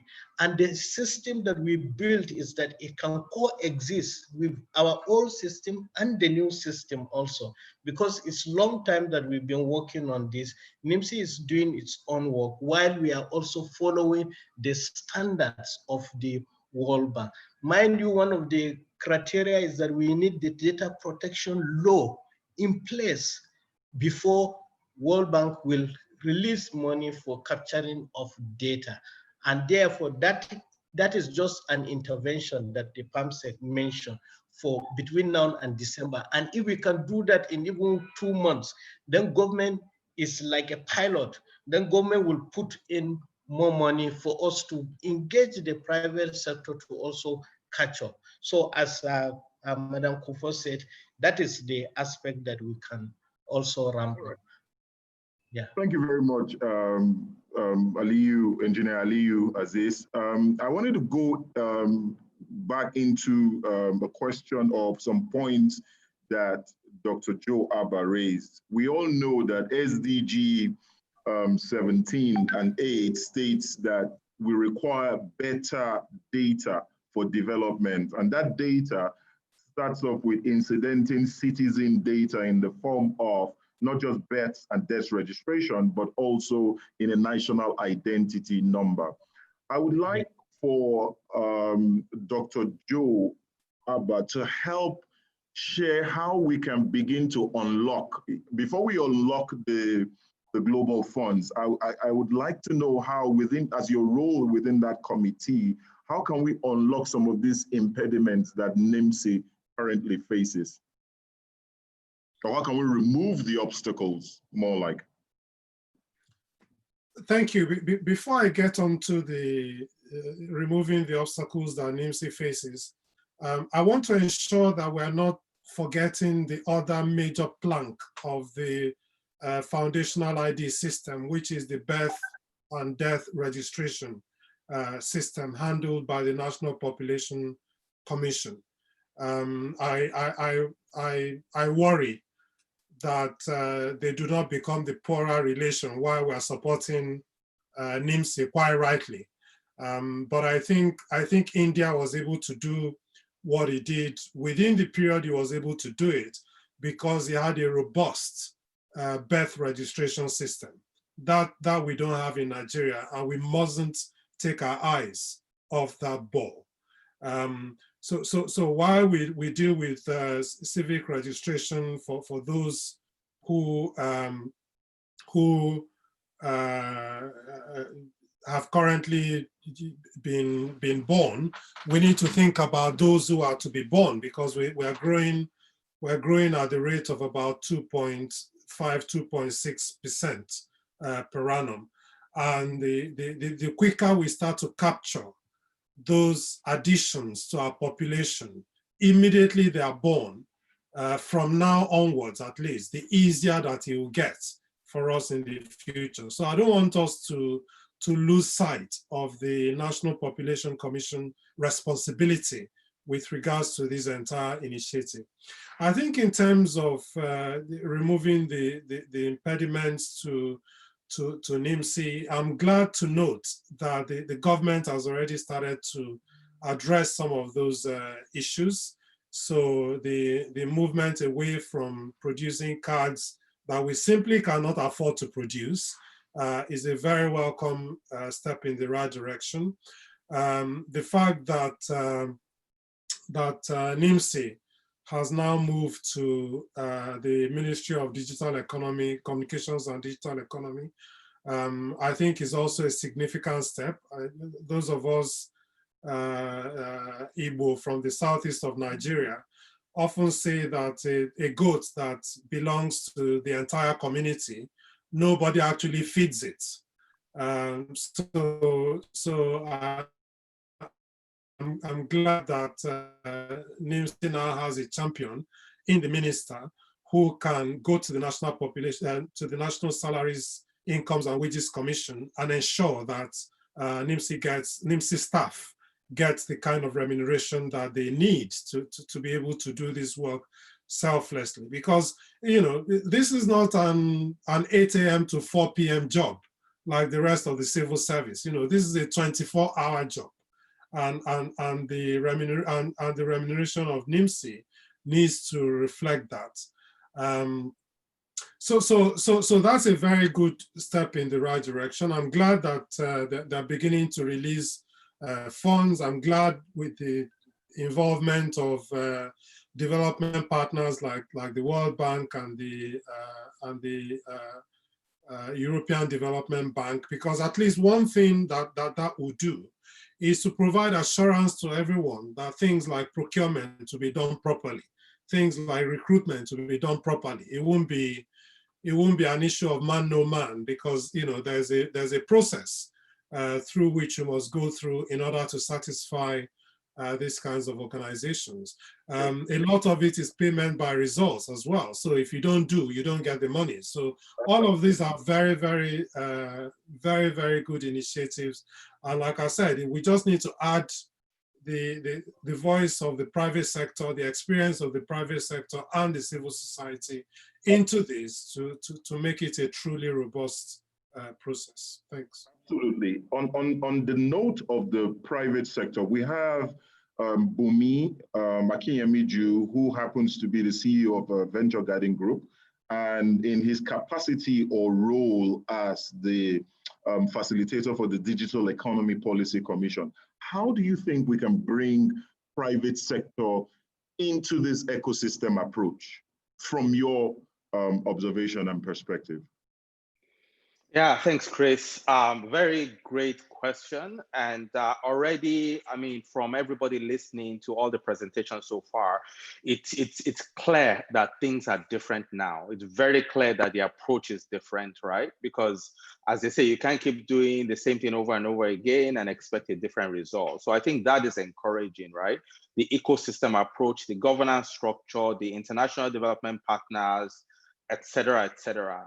But with that said, from a private sector standpoint, I really love what Dr. Abba also mentioned, sort of inviting the private sector to kind of like engage. I'm also hoping that Engineer Aziz will also do the same, because that then gives us that interface, that round table that we're talking about. Because guess what? Government doesn't have the money, right? So government doesn't have the entire money required to make this happen. We've talked about that, right? We know all the numbers and so on and so forth, compared to like an India. So we can have ambitious numbers, but if we do not have the cash, it is not going to happen. Now, it's encouraging that international development partners are bringing money, but guess what? It's likely not going to be enough. Now, that's really where the public-private partnership kind of comes in. That's where the concept of licensing different partners kind of come in. That's kind of why it's encouraging hearing Engineer Aziz talk about, yes, government wants to do 3 million, but gradually government will stop doing those enrollment and actually start to encourage licensed enrollment partners to do it. Now, that's music to my ears, because we want to be able to say, hey, private sector, go and make this happen. And guess what's going to happen? Once the regulation is clear, once the direction is clear, right? What's going to happen is that you will now see 10, 20, 40, 50 different companies spring up. The ones that are doing enrollment, the ones that are providing API services, the ones that are, you'll see all kinds of creativity happen in different sectors. And guess what happens? Employment, right? Private sector mobilization, right? Last year, more than $500 million came into Nigeria funding fintechs and tech companies, right? Just last year, we were in the top 3 countries in Africa that capital came in.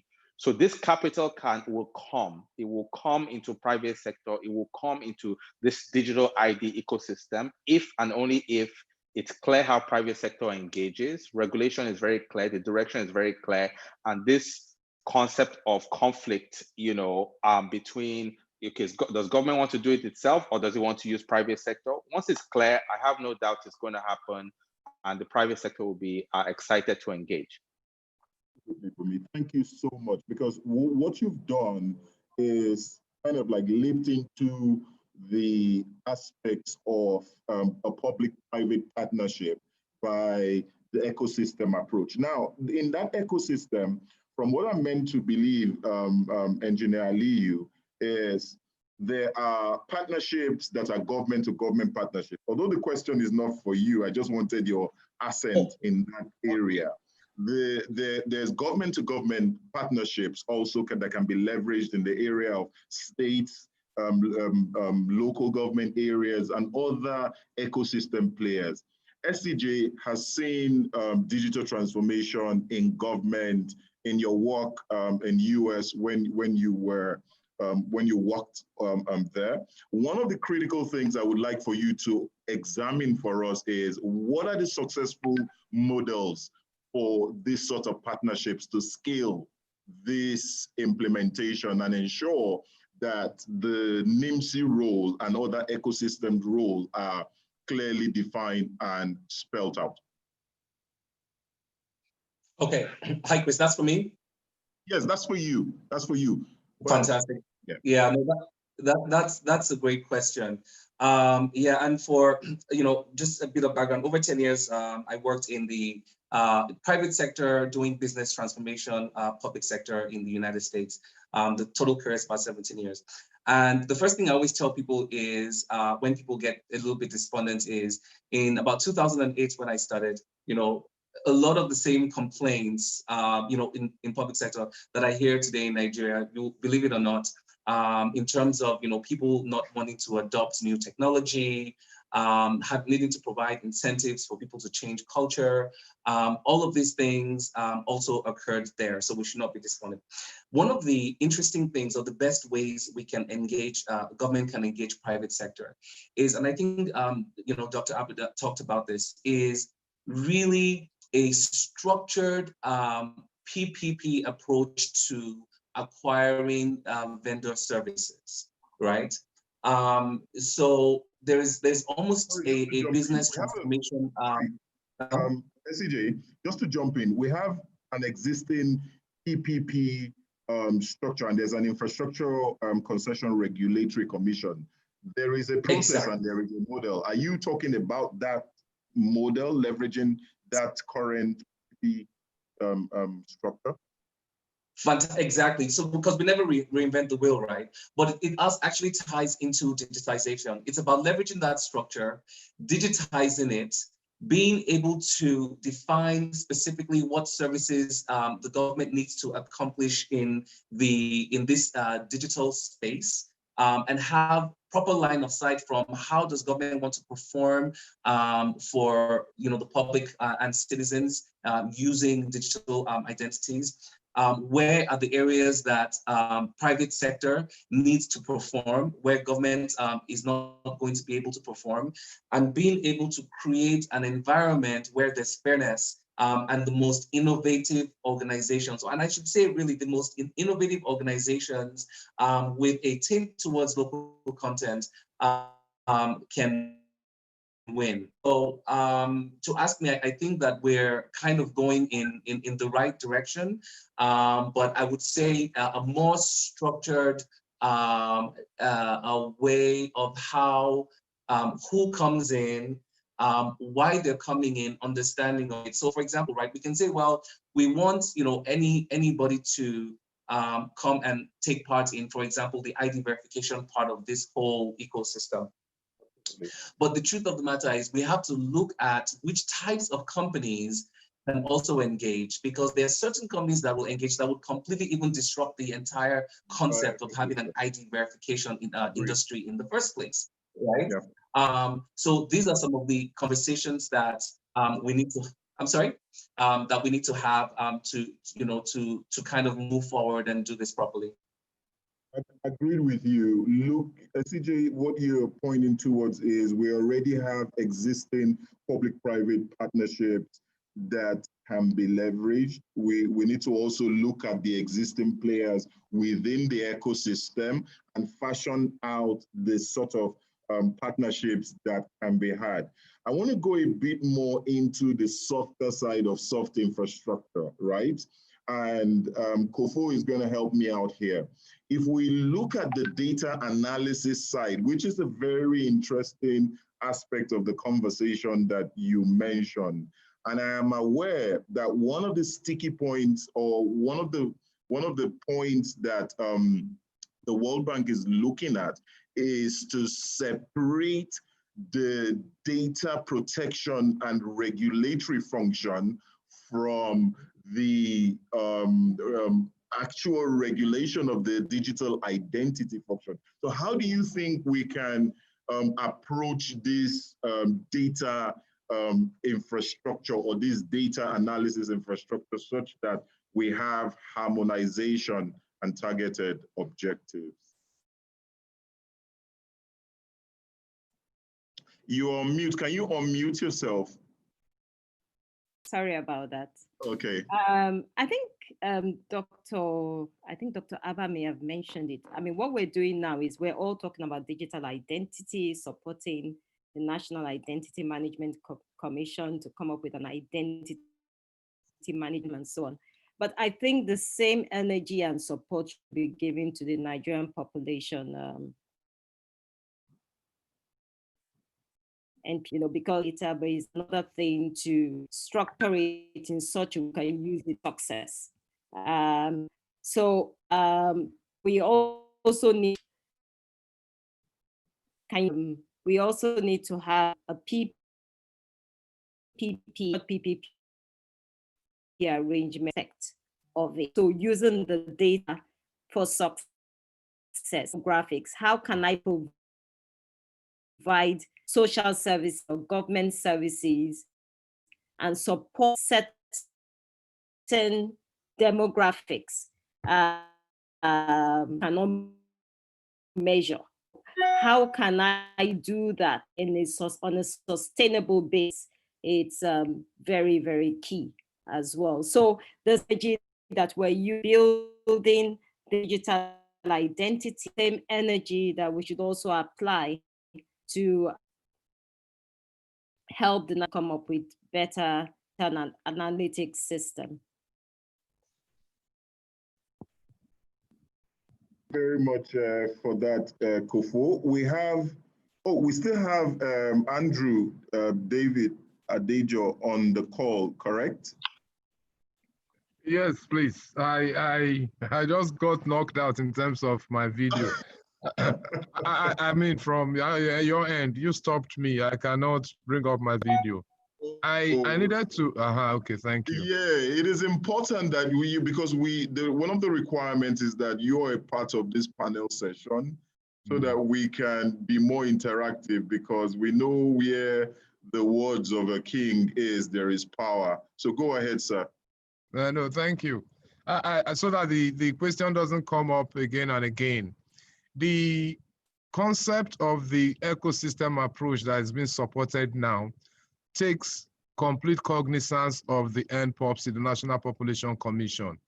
Okay. If you go to the organogram I shared, there is a link between the foundational systems. It's just that the PIU is situated in NIMC, but there are a number of activities. For instance, the primary registration at birth must be linked to the NIN. There's going to be a capacity assessment. There's going to be provision for civic registration of the NPOPC. It's just that I didn't have enough time to put that across the table. So the support we are getting is not, how do I say it now? Is not putting down the responsibility of NPOPC, not at all. There are specific arrangements put in place there.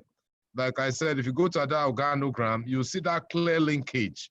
And NPOPC, being a constitutional body, has to remain an interface with the NIMC. As we go along, I think one idea where I'm taking up from here that we'll share is the fact that there has to be a body of private sector group that interfaces to the ecosystem steering committee through the private sector representative. Is a conversation that Joe Abba, DJ NIMC, and myself will take up shortly after this meeting, so that we can, within now and December, see how we can create, even if it's after the NESG meeting, a meeting of the private sector responsible players, and I'm sure NIMC can deal with that. I just thought I should share that so that some of these questions don't keep coming up again. Thank you. Thank you very much. That is a very, very important and critical thing you just mentioned.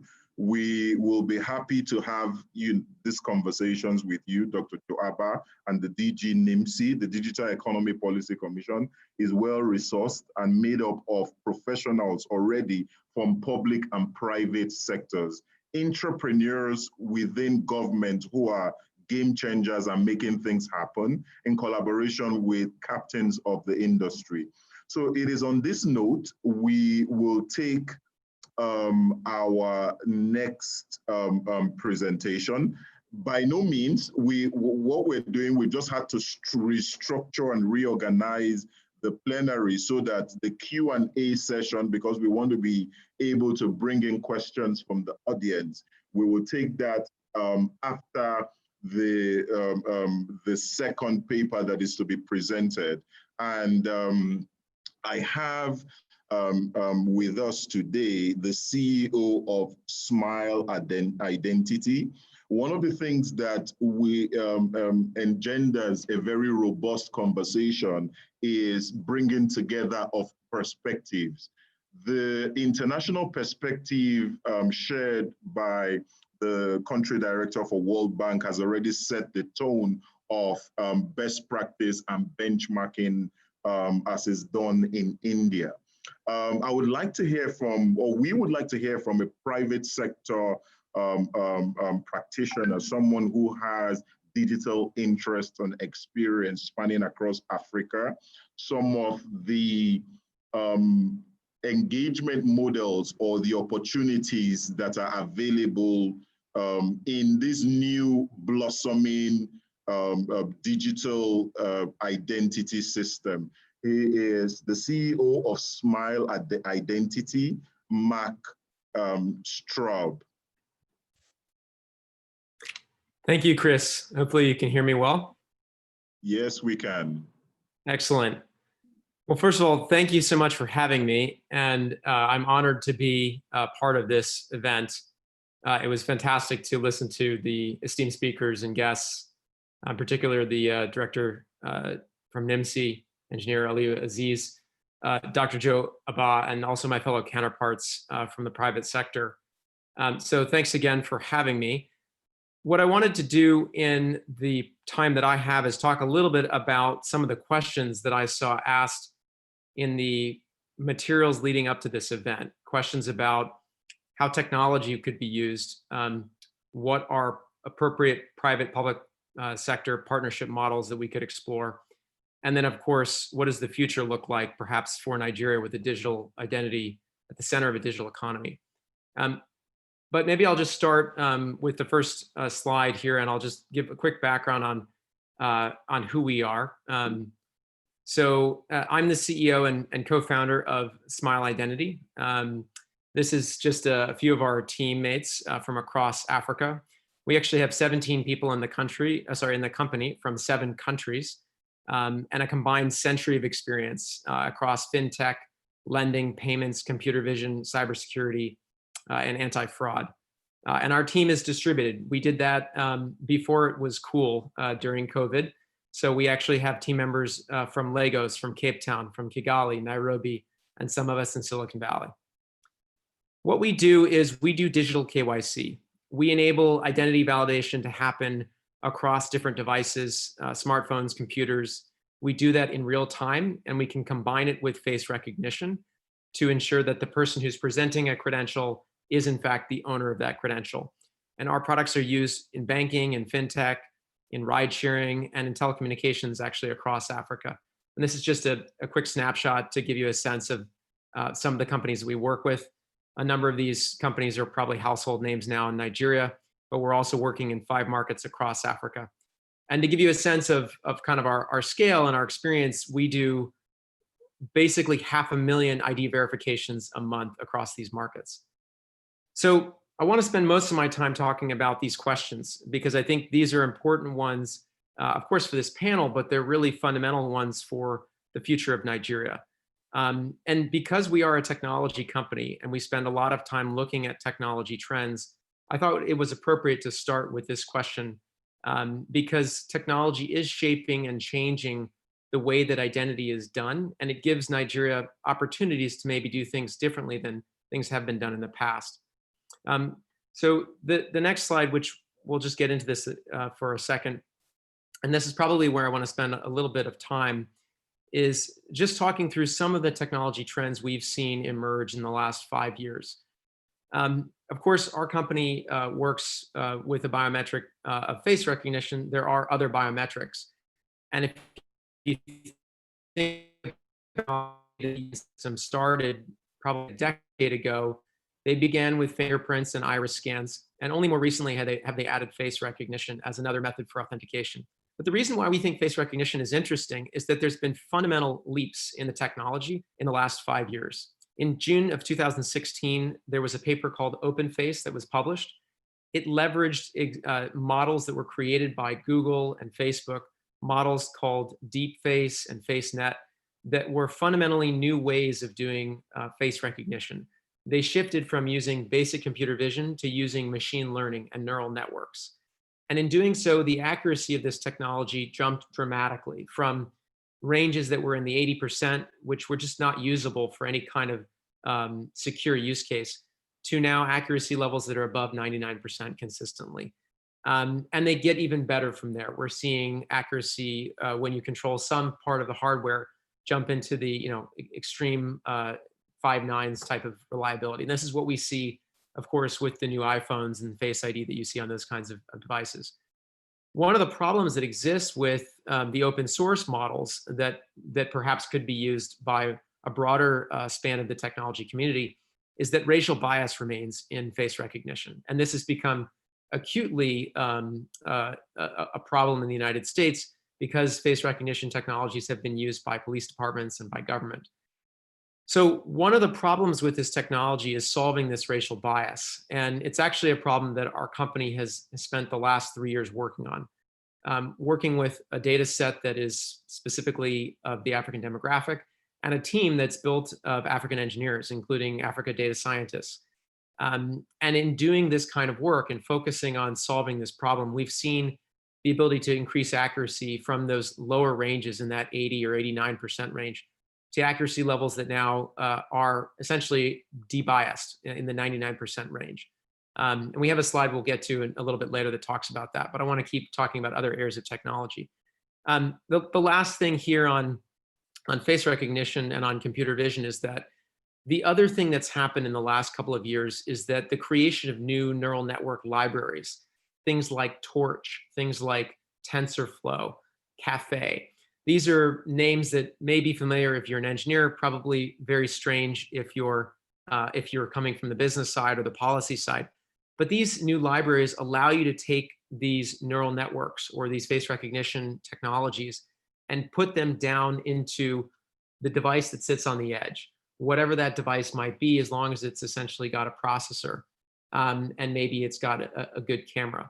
So you can now take what essentially was technology that was limited to governments only maybe a decade ago, and you could put it in the palm of someone's hand. You could put it in the palm of a shopkeeper's hand. You could put it in the palm of a bank teller's hand. And this allows you to do things that fundamentally we couldn't do 5 years ago. And so Nigeria has an opportunity to even leapfrog perhaps what India did and start with some of these newer technologies when it begins to build not just applications, but authentication layers as well. In the same theme of kind of democratization of compute power, the fact that we now have in Nigeria, there's roughly more than 50% of the population that is now accessing the internet through mobile devices, not necessarily smartphones, sometimes just with feature phones that have an internet connection. But we are seeing now smartphones that are below $100. And those smartphones can make use of these technologies that I just mentioned. And that, again, opens up the kind of span of opportunities for authentication layers and biometrics that could happen at the edge. In addition to this, you see really the rise of the cloud. And of course, data protection and data privacy requires that there be real conversations around what should be done on premise and what might be done in the cloud. But even if Nigeria or its government was to set up central cloud services and host its identity infrastructure in those cloud services, you now have the ability to do massive scalability, redundancy, security, and best-in-class hardware and networking that doesn't have to be run by a $1 billion infrastructure team. It can be run by much smaller teams using these best practices. And that infrastructure can be made available to the private sector, to the banking sector, to developer communities, which allow them to have infinitely more scale than they would if they were having to buy all of this hardware themselves. And some other technologies that we see on the horizon, database technologies, in the technology community about things like Bitcoin and blockchain. I don't think that those are necessarily the most relevant things for the Nigerian experience. I know that they get a lot of attention in the international development community. Ultimately, things like blockchain, it's another form of a database. And really, the question that I think is most important is when we talk about database technologies, what's a database technology that's going to allow a federated identity? So how can you enable participants in the Nigerian ecosystem to reference other existing databases rather than having to replicate or recreate a database altogether from start. And so this is, of course, one of the exercises that NIMC is engaging in, the deduplication of data, the removal of silos of data. But now as we look to the future, rather than creating more silos again and having even more companies creating more and more databases in the future, one of the things that could be done with databases is the enabling of a federated identity. So allowing someone to prove that they are in fact this person and then use that credential, that digital credential, to access or create a bank account, to access or create an insurance policy, to access or prove their identity for a job application, rather than having to fill out a form all over again and creating more and more siloed data where data privacy now becomes at risk because you're only as good as the weakest database that information is now sitting in. The last thing I'll just talk about here in technology areas is APIs. So the rise of REST APIs give the developer community the power to create whatever kinds of products and use cases they might dream up. And APIs enable developers to be tracked. They can also essentially can be charged. And these are a good thing because what you want to do is enable the private sector to dream up new use cases, but you want to be able to regulate their access to this information. APIs are a good way to do it. You can audit those APIs usage. You can log who's using those APIs. You can regulate access to them and you can price them. We'll just move to the next slide. And this is just a visual example I was wanting to talk about with debiasing of face recognition. So this is just an example of what our team has done, taking open source technology, a published algorithm called ArcFace, retraining it specifically on African faces by African engineers. This is actually Davi Uwazera. This is our machine learning lead from Carnegie Mellon, Kigali. And using our own data set and using kind of basically modern methods, we've been able to take these open source technologies and make them much more reliable, much more accurate for the demographic that our customers care about, which is African users. We can keep going. So just to talk a little bit about public-private models and how we might see this evolve in the coming decade in Nigeria. Some of these things NIMC is already doing, and so we generally encourage that. The discussion we saw earlier about licensing enumerators, enabling them to reach the mass market. We definitely think this is a great idea, and I know that some of my counterparts who spoke earlier are already engaged in this effort. We don't do this work at Smile Identity, but we think it's really important for this work to happen, whether that's from the government or whether that's from licensed private sector players in Nigeria.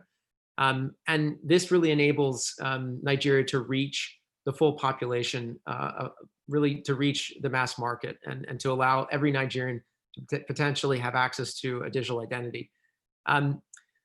The second thing, which I think is perhaps maybe an area of more discussion and perhaps more controversial, is this discussion about where should, for example, an entity like NIMC focus its resources? Does it focus on applications and use cases? Does it try to provide services and charge for those services? Or does it focus on the core infrastructure? And I think it was actually Dr. Joe Abba who spoke earlier about this so eloquently. I think that the most useful thing and the most powerful thing that the government can do is actually to invest in that core underlying infrastructure, to ensure that everyone's included, to ensure that the data that's collected is accurate and that there's high integrity to that data, and then to provide core reliable APIs that the private sector can then make use of. And ultimately that sets up the stage for the creativity and the ingenuity of private players to build on top of those APIs and to build what I like to call Africa Stack, which would be things like digital signatures, digital document verification, layers, biometric layers that have different gradations in terms of the requirements for different stringency based on the amount of value that might be at risk in a transaction. And the last thing just on this page that I'll talk about is moving towards this architecture of verifiable claims. So again, enabling a user to confirm their KYC with perhaps multi-factor authentication. So that could be an ID number, something that they know. a face verification, something that they are, and a one-time password or a PIN that might be sent to a device, something that they have. And if you can do that, if you can essentially have a 2 or 3 factor authentication, that's a very strong method for identifying a user. And it would enable us to move away from having the user have to, again, complete KYC each time they fill out a new form. So enabling this kind of verifiable claims architecture is something that we're in favor of. And it would allow private firms to verify an identity without having to collect all this information again and restore this information and secure this information. So these are some of the public-private partnership models, or at least themes that I think we'll see emerge in the coming years, and really our point of view on how those questions could be resolved between private industry and between government. And by the way, these are conversations and discussions that are happening. We see them happening across Africa and, quite frankly, across the world right now. While this conversation is, obviously about Nigeria, the themes and the challenges that Nigeria is wrestling with and is discussing, they're the same themes we see in Uganda, we see in Tanzania, to some extent in Kenya. The difference, of course, is that Nigeria is Africa's largest economy, and it's also Africa's largest population. And what happens in Nigeria will certainly set the stage for what happens across Africa in the next decade. The good news, I think, is that there are some examples of success in other economies that have some similarities to Nigeria. And I think that Nigeria is on the path now and is taking the right steps with this new data privacy regulation, with this active participation and engagement with the private sector. And I think this sets the stage for an exciting future. And what this future could look like, if we just look at some examples from the recent past. So I've spent a lot of time working in India. Actually, I did microfinance there 15 years ago. And at the time, many of the same concerns and complaints that you hear from Nigerians existed. A frustration with legacy infrastructure, a frustration with a lack of innovation around identity. But ultimately, once Aadhaar was built and once new authentication methods came into play, you can just pause right there on this slide.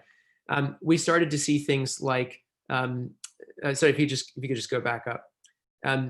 We started to see things like the creation of an eKYC authentication layer that allowed 100 million people to sign up for a new telecom within less than 6 months. And this is radical scale. And what this resulted in ultimately was India's largest telecom, and now the 4th largest telecom in the world, Reliance Jio, which was built in practically no time, in 3 years.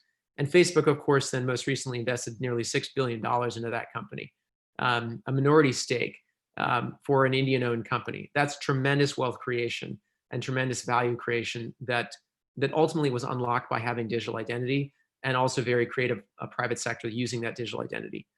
Other things that we think we'll see is faster account opening, faster card issuance, fewer failed online transactions due to perceived fraud, higher limits on bank transfers, and quite frankly, just better customer service in general. We've seen this in other markets where digital identity has been adopted and where the banking sector has been able to make use of that digital identity, both domestically as well as internationally. And the last thing I'll just say on this is that, Nigeria is going to be a bellwether for Africa and for many other emerging economies around the world. Getting this right in Nigeria is important, not just for the particular issues of identity, but actually to build a sector that becomes a gold standard, hopefully, for the continent and for other regional identity formats like the ECOWAS identity formats that are now being worked on.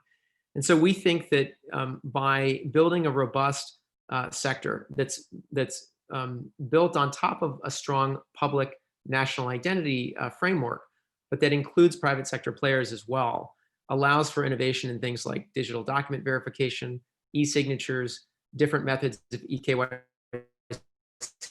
validation. And the companies that build these things in Nigeria ultimately will become Pan-African, because the use cases are going to ripple across all 54 countries in Africa. So those are the points that I wanted to cover, and hopefully that gives you an optimistic view of the future. I'm very encouraged by this conversation and everything I've heard today from both representatives from the public sector as well as the private sector.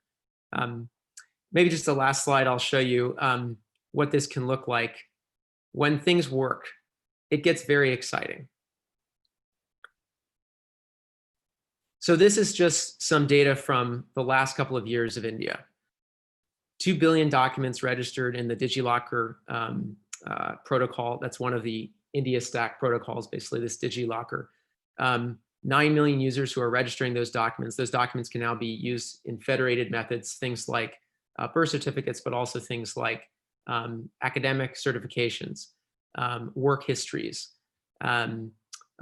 business registries, and then digital signatures. So we can remove the need for all this paperwork. So once you've got this foundational digital identity and you can verify that somebody is who they say they are, you can now accept a digital signature.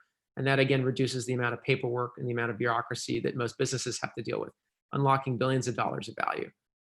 So these are the things I think that Nigeria actually has to look forward to. And I think it's a very bright and exciting future. And I'm humbled and honored that we hopefully can be a small part of it. Thank you.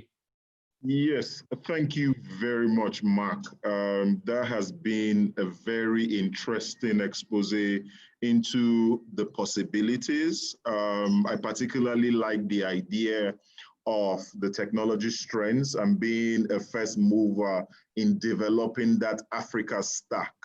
It makes a lot of sense for us to begin to look at the infrastructure. I know Nigeria, incidentally, the PKI system for Nigeria sits with NIMSI already. So we already have a foundation sitting with NIMSI to drive that stack. Thank you very much for your awesome presentation. I'm sure a lot of people will be happy to get their hands on that presentation. And if you drop your emails and register for the conference, we'll be able to share Mark's presentation with everyone.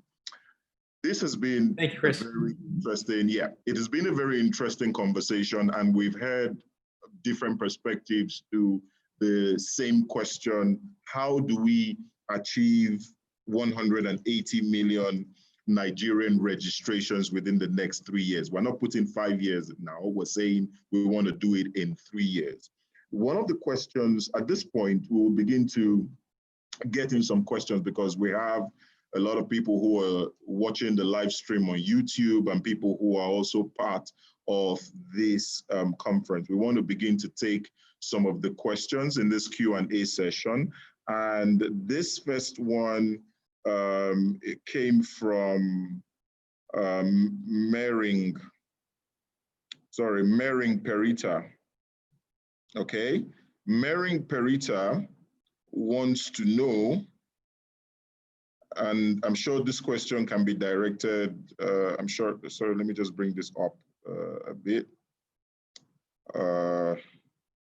Yes, it says she would like to know how accountability and proper implementation will be assured.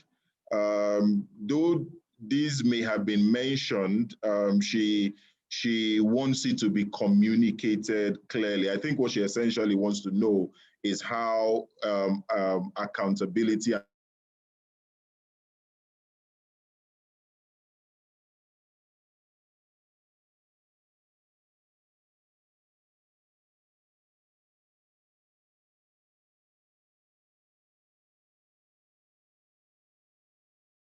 time at the end of this conference for everyone who's seated here to do a one minute recap.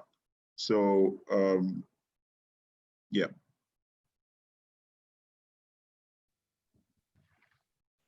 Okay, so I think the DG NIMSI who sits in the implementation unit can take on that particular question from Mering Perita. Sorry, Chris, I lost you for some time. I didn't hear the exact question. Someone from the audience says that yes, they've heard about the entire plan and strategy. They want to yes, know how accountability and transparency can be entrenched in this process to achieve the set objective. Okay. Yeah, thank you very much. So you see,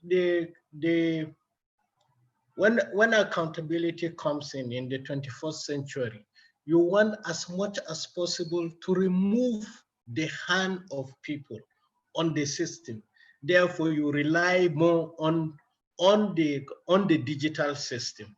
That is why that when you carry out the enrollment does not go to anywhere that it has to go to, where it is meant to go to. That is to go to the back end, whereby it can be processed. And then we have the, as you mentioned, the public key infrastructure. Make sure that everything that is digitally signed will go to the location where it is meant to go to. And I believe that as much as possible, we remove intervention by the human being in the system. And in this emergent system, it's only devices that will be talking to each other. I believe that accountability can't happen. No repudiation. Like if any change of your data have to be carried out by yourself.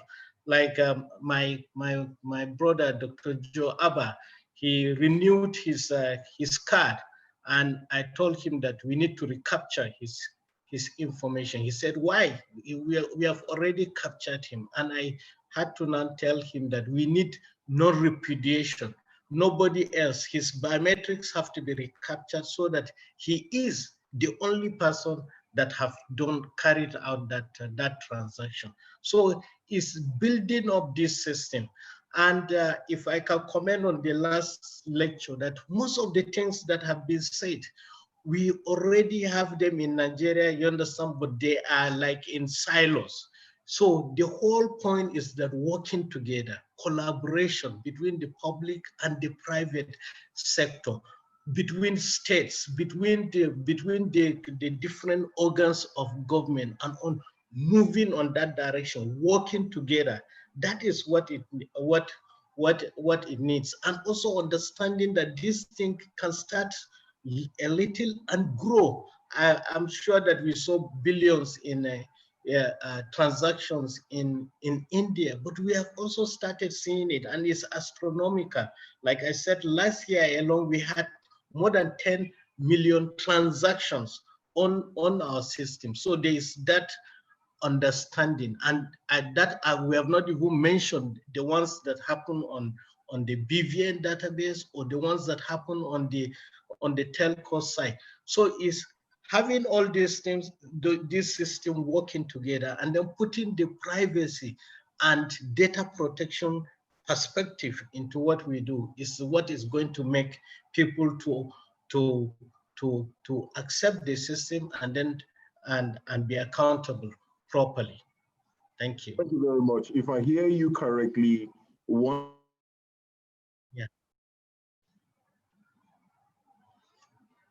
stronger technology infrastructure processes rather than stronger people, or putting more of the emphasis on building the right technology and the right infrastructure.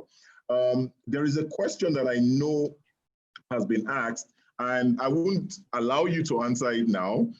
Before we bring in the permanent secretary to chip in something, just take a note of the question, and then when you do your summary, you can address this particular question, but I'll mention it now. What Festus from the crowd said, if you are saying a physical card is unnecessary as long as we have the name.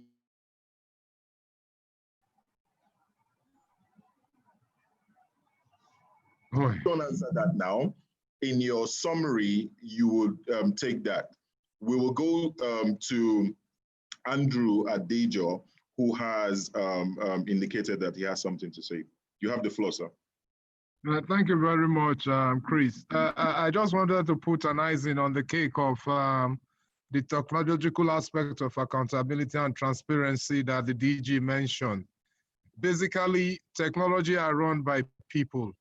And what we're doing within the ID4D, supported by donor partners, is first and foremost, the people that will man the process are going to be selected through a very competitive process. As we speak, like I mentioned, we had about 13,000 and we are going through a whole lot of process. Then when you look at the architecture of the ecosystem, the functional ID systems owe some level of accountability to the foundational systems in terms of processes and how they run their businesses. Then the foundational systems are not running on their own. There's a governance structure which is made up of different players, including the private sector. That is another forum to ensure there's transparency in all that is done, and every layer remains accountable to the next layer of authority. I think that way we'll be able to entrench accountability. And of course, on the understanding that you have chosen people to run a process on the basis of transparency, you want to assume that their functions will be carried out that way. I just wanted to give a flip side to that. Thank you. Okay, thank you very much. We are far gone on time. At this point, we have a couple of questions that have been asked. I just want us to, but these are, I noticed that a lot of the questions already speak to some of the things that we have addressed. So I will give an opportunity in the closing remarks for everybody to talk. And I will start with Dr. Joe Abba, and we will go around the entire panel for us to just share our thoughts. If there are any questions that require immediate attention, I will also let us know. So Dr. Joe Abba, you have the floor, sir. Thank you. I just want to touch on the issue of transparency and accountability that was mentioned, because I think it's very, very important. And that transparency and accountability also has to do with the integrity of the data and how we manage it. And we must learn from our experience deploying the integrated payroll and personnel information system through which we pay public servants.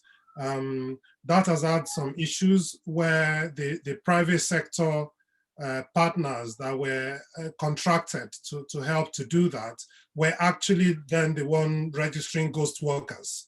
And that was because the system wasn't sufficiently integrated between when you are employed through the Federal Civil Service Commission to when you are deployed by the Office of the Head of Service to when you start to get paid through the Office of the Accountant General. If you miss any of these steps, someone can just insert somebody at the level of the Office of the Accountant General. So we must make sure that there is this ecosystem actually has that secure link between the various transactional systems and the foundational system, so that somebody doesn't insert a person that doesn't exist in the driver's license system or in the voters register system, and that person comes into the system through that route. So it's really, really, really important that we spend some time and focus on how we can assure the integrity of the system while we're using both public and private sector partners. So I'll just end there by saying this is very much work in progress. This has been a really, really useful conversation. Those of us that are on the steering committee deal with issues of policy. We've noted the enthusiasm of everyone in the private sector offering to help and offering to contribute. And I think having this platform through which we can ensure that these energies are fed into the system will be really, really good. So thank you so much for inviting me. Thank you. Thank you, Dr. Joe Abba. We will hold you for every drop of your word. You have spoken very well, and we thank you for breaking all your personal protocols to be here and taking your time. So Kofo Akinkugbe, there's a question that keeps coming up, and I feel maybe you can use that to round off and just sound off again. GTP is concerned about identity and data security at the grassroots level.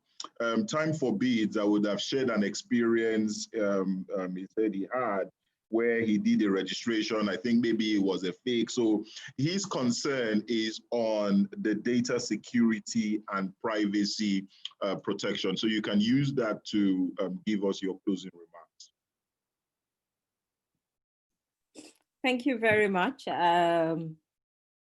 What I would say for the data security, I think NIMC is doing a very good job in ensuring that the security, the accountability, and the safety of individuals' data are kept and are built into the system that they already have. And as we progress with building that desired digital identity system, I'm sure that the security will be taken care of, to encourage citizens even at the grassroots to embrace the digital space that we're trying to create.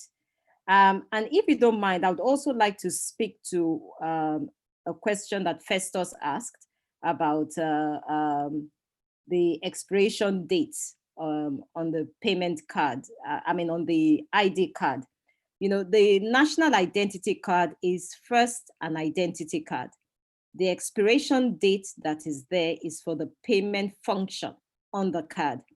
So there shouldn't be it shouldn't be rejected by any agency, whether it's a bank or whatever it is, or an embassy, or whatever we're trying to use it for to identify ourselves. That expiration date is for the payment function that is within the chip of the card, but the card is first of all an identity card, and that we need to also make clear to people that choose to own a card, because it's not necessary to have a card, but if you choose to have a card, the digital identity can actually sit inside the chip of the card. So the smart card is a carrier of that digital identity, just like a passport is a carrier, not that one opposes the other, okay? So yes, we can't afford to have smart cards, but if citizens chooses to have smart cards, they can have that digital identity embedded inside the chip of the card or inside any digital certificate, like a passport, like a voter's or driver's license well. So I hope that answers that question for Festus. So I see no reason why such an identity should be rejected by anyone. And the beautiful thing about digital certificates, whether it's a smart card or a passport, is that verification can be done offline, and that's what that brings to the table as well. But my closing remarks, and in summary, is that I'm very excited about the energy that I see, and I'm extremely honored to be invited to say something. And I hope that, whatever we're building is majorly built on an open system and APIs that would encourage our smart Nigerian innovators to carry out businesses on that digital platform. And then, of course, to create awareness within the Nigerian citizens, so that they are not shy to use the digital platform for any transaction at all. Thank you so much. I think it's been an extremely great event. Thank you. Thank you very much, Kofo. We appreciate your honoring our invitation, and we've actually taken note of a lot of the things you've mentioned. Mark, can digital identity make it easier for identity theft as cybercrime has rocketed since this pandemic? Someone asked that question, and you can use that to do your closing remarks. Sure. So I would say, if you look at the examples of countries that have actually built very strong and robust digital identity systems, and I think Estonia is actually a really interesting one. You actually have a more secure system. You can have methods for people to authenticate using multi-factors, and that actually gives people more control. There's always a risk whenever you put data into a digital format. There's always a risk that it can be misused. In the case that we would be most concerned about, it would be a question of, would the data be misused by people who are aggregating the data or by the state? But there are ways to counteract that, and I think some of the other speakers have spoken about this. Most of the times when you do see people take advantage of data, it tends to be people who are inside the system. So the example I think that Dr. Joe Abba gave of the payment processing situation. And in fact, even in India, most of the problems that have occurred have come from employees that were part of the enumerators who were registering people from the system, who got access to data that they shouldn't have had access to. So it tends to be problems more from during the registration process and less so kind of after the data has actually been put in a digital format. Our view ultimately is that you need to give consumers choice. You need to make sure that people have the choice of whether to opt into these systems. If you don't give citizens the choice, then there's no incentive to be held accountable. There's no incentive to treat people's data securely. But if people have a choice and they don't like the ID system, they'll abandon it and they'll look for a better one. And so ultimately, I think it's about giving people choice and consent, and that will ultimately hold the stakeholders accountable. And I just want to say thanks. I'm also very honored to be at this event. So thanks so much for having me. I know it's very early from where you are. Thanks for getting up early to join us in this conversation. I hope you've thoroughly enjoyed yourself as we bring this dialogue and conversation to a close. I'm looking forward to when COVID's over so I can come join you in person. Absolutely, absolutely. We're working on that. I have SDG Aguele, who is on queue to take his closing remarks. And just to, I know you didn't get the opportunity to share some of your pain points, so you have the floor now. No worries. So no, we talked, in our industry, the first thing I would say is there already is a lot of innovation that's going on, and I think quite a few folks have spoken about this. The industry is growing. Some folks may not know here, there are actually financial institutions in Nigeria that are already using facial recognition for contactless account opening, and we're providing that service as well.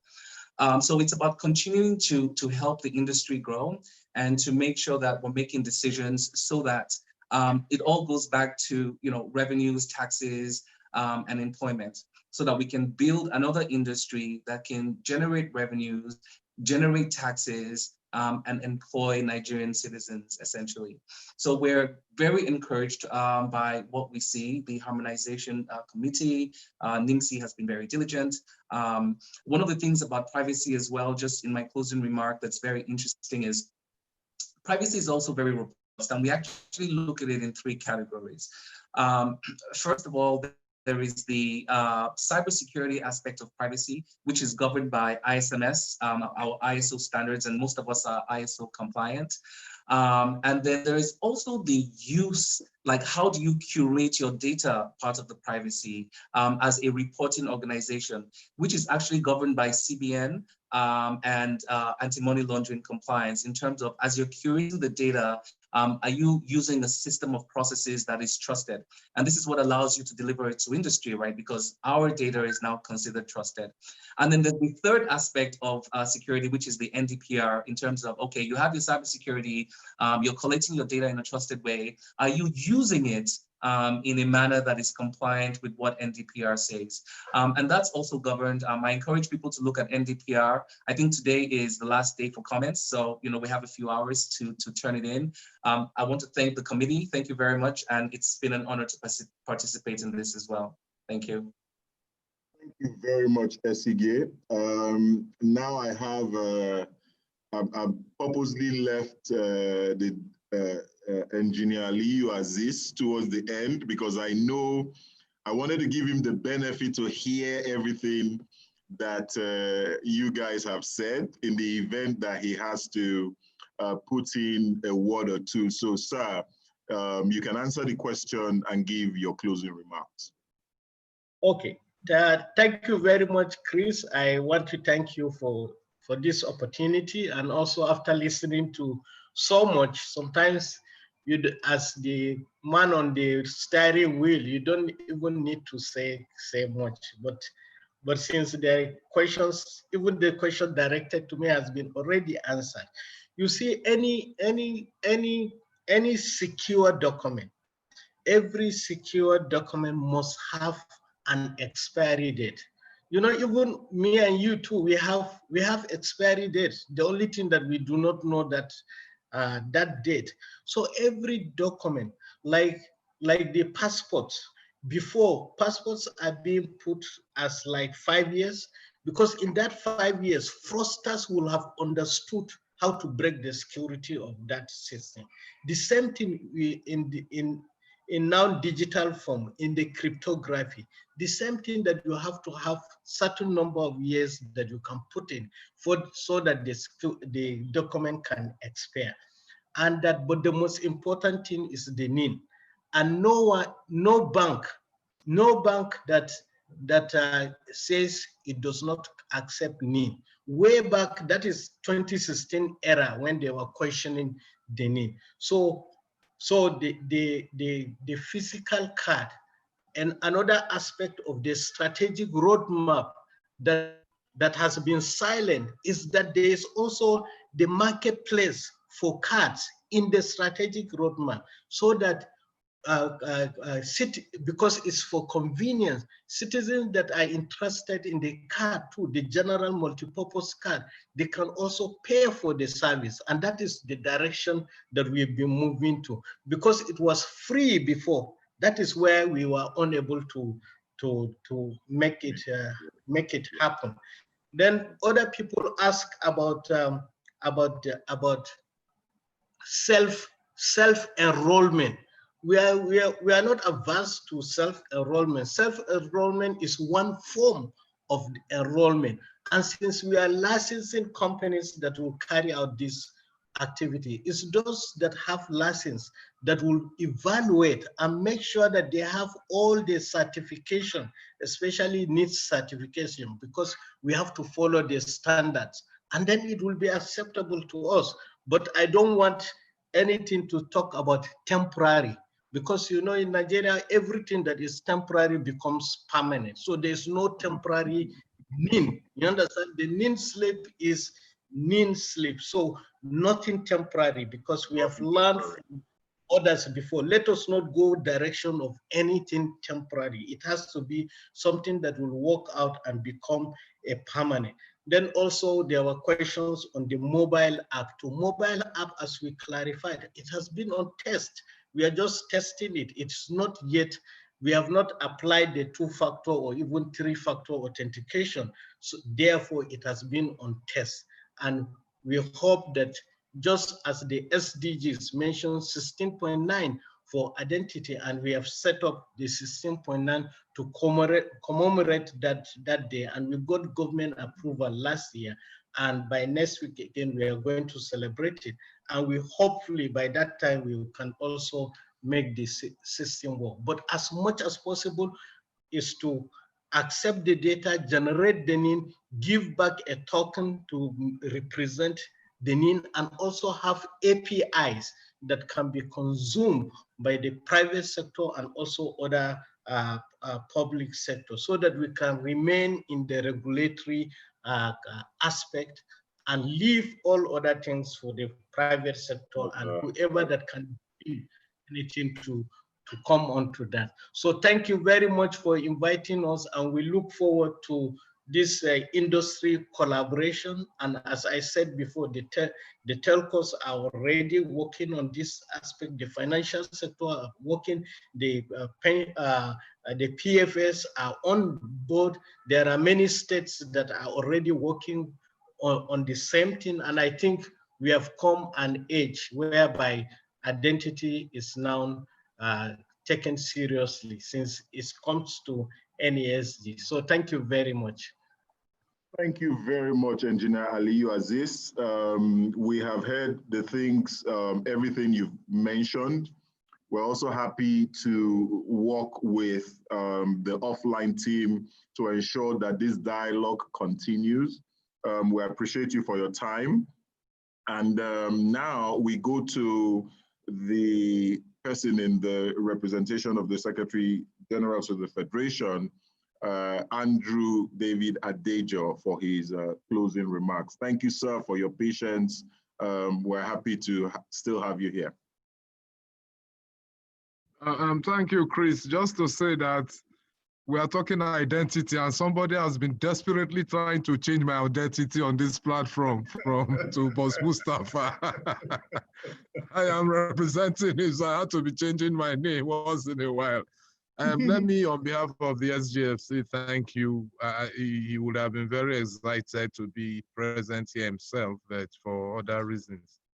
One thing that is taken off from here is that government's commitment to make sure the digital identity for development program works this time around is being supported by Nigerians that are relevant stakeholders. Government is me and you.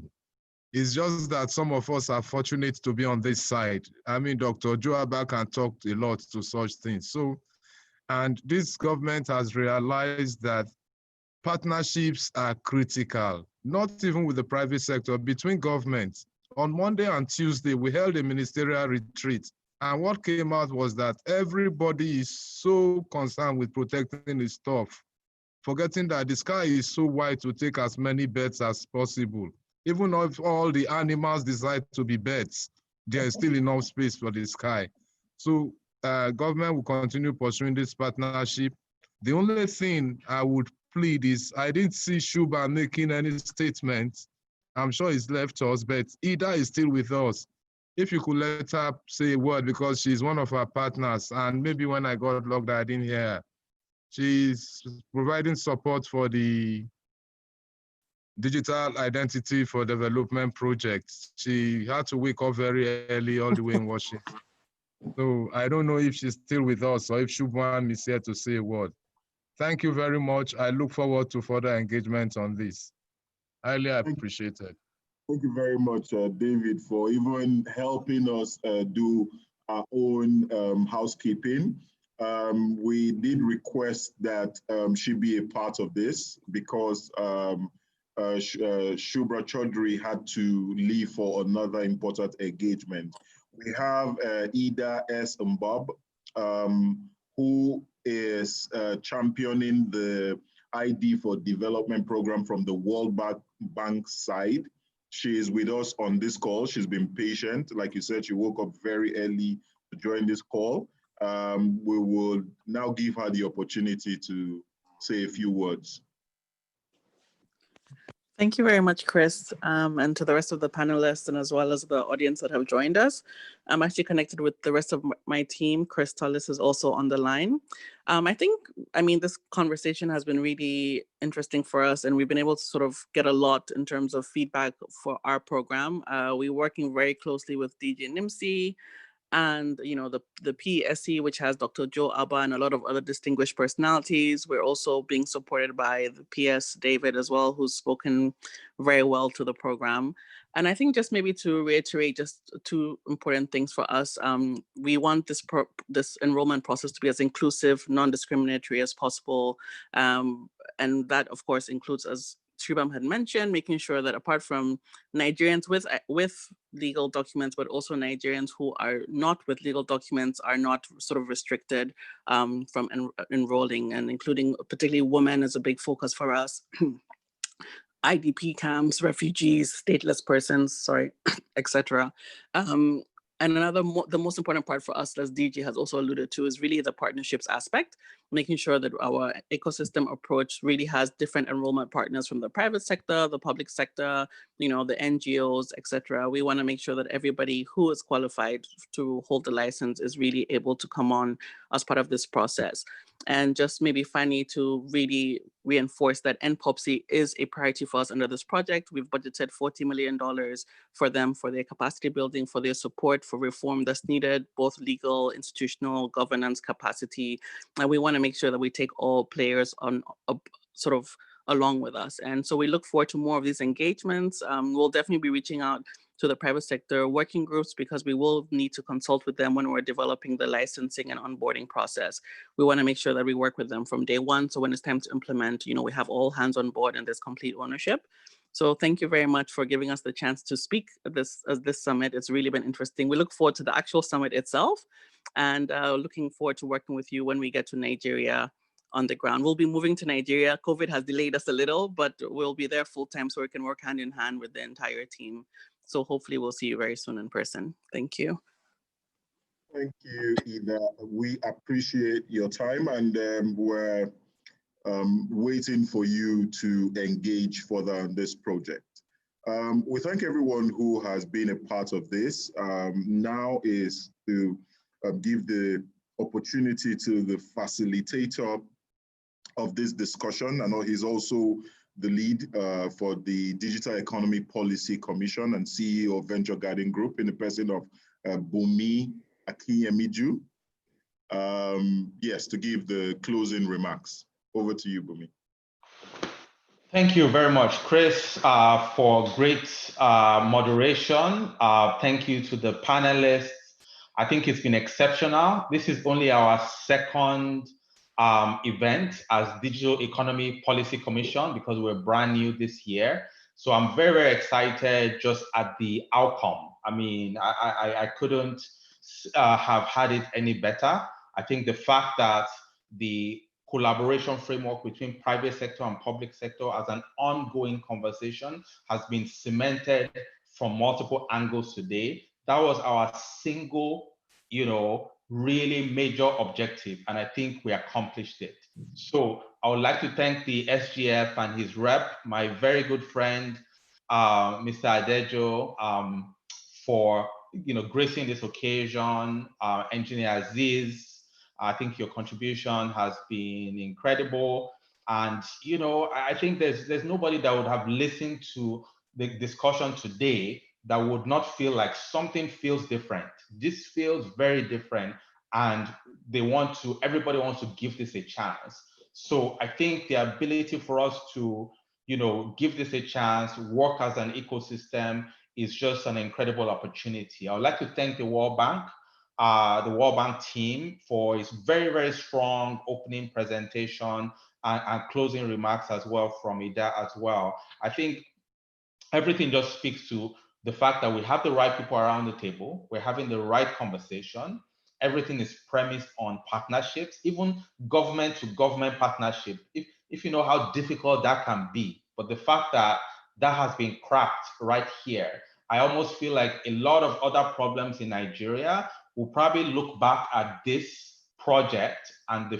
framework, the institutional arrangement, the private sector involvement and everything to say, how can we copy what NIMC, SGF, development partners have done? We look forward to that future. And lastly, I'd like to thank the board and management of the NESG for supporting the Digital Economy Policy Commission, because I think NESG sees that the only way Nigeria can actually leapfrog to be in the league of countries, those middle income countries, high income countries, is really going to be through digital economy. We've seen it already. The telecommunications subsector of the digital economy was practically zero in 1990. Today, it has contributed 15%. It contributes 15% to the GDP. On the other hand, oil and gas has actually shrunk, probably by 10, 15%. This speaks to the immense opportunity that we have in the future to really leapfrog as a country. And it also speaks to the importance of the conversation today around digital identity as part of that soft infrastructure that can allow that economy to thrive. So on behalf of the Digital Economy Policy Commission members, I'd like to wish everybody well. Thank you so much for sitting through almost 3 hours, exactly 3 hours of conversations, but a very important conversation for the future of Nigeria. Thank you very much, and we'll see you at NES 26. Thank you, everyone.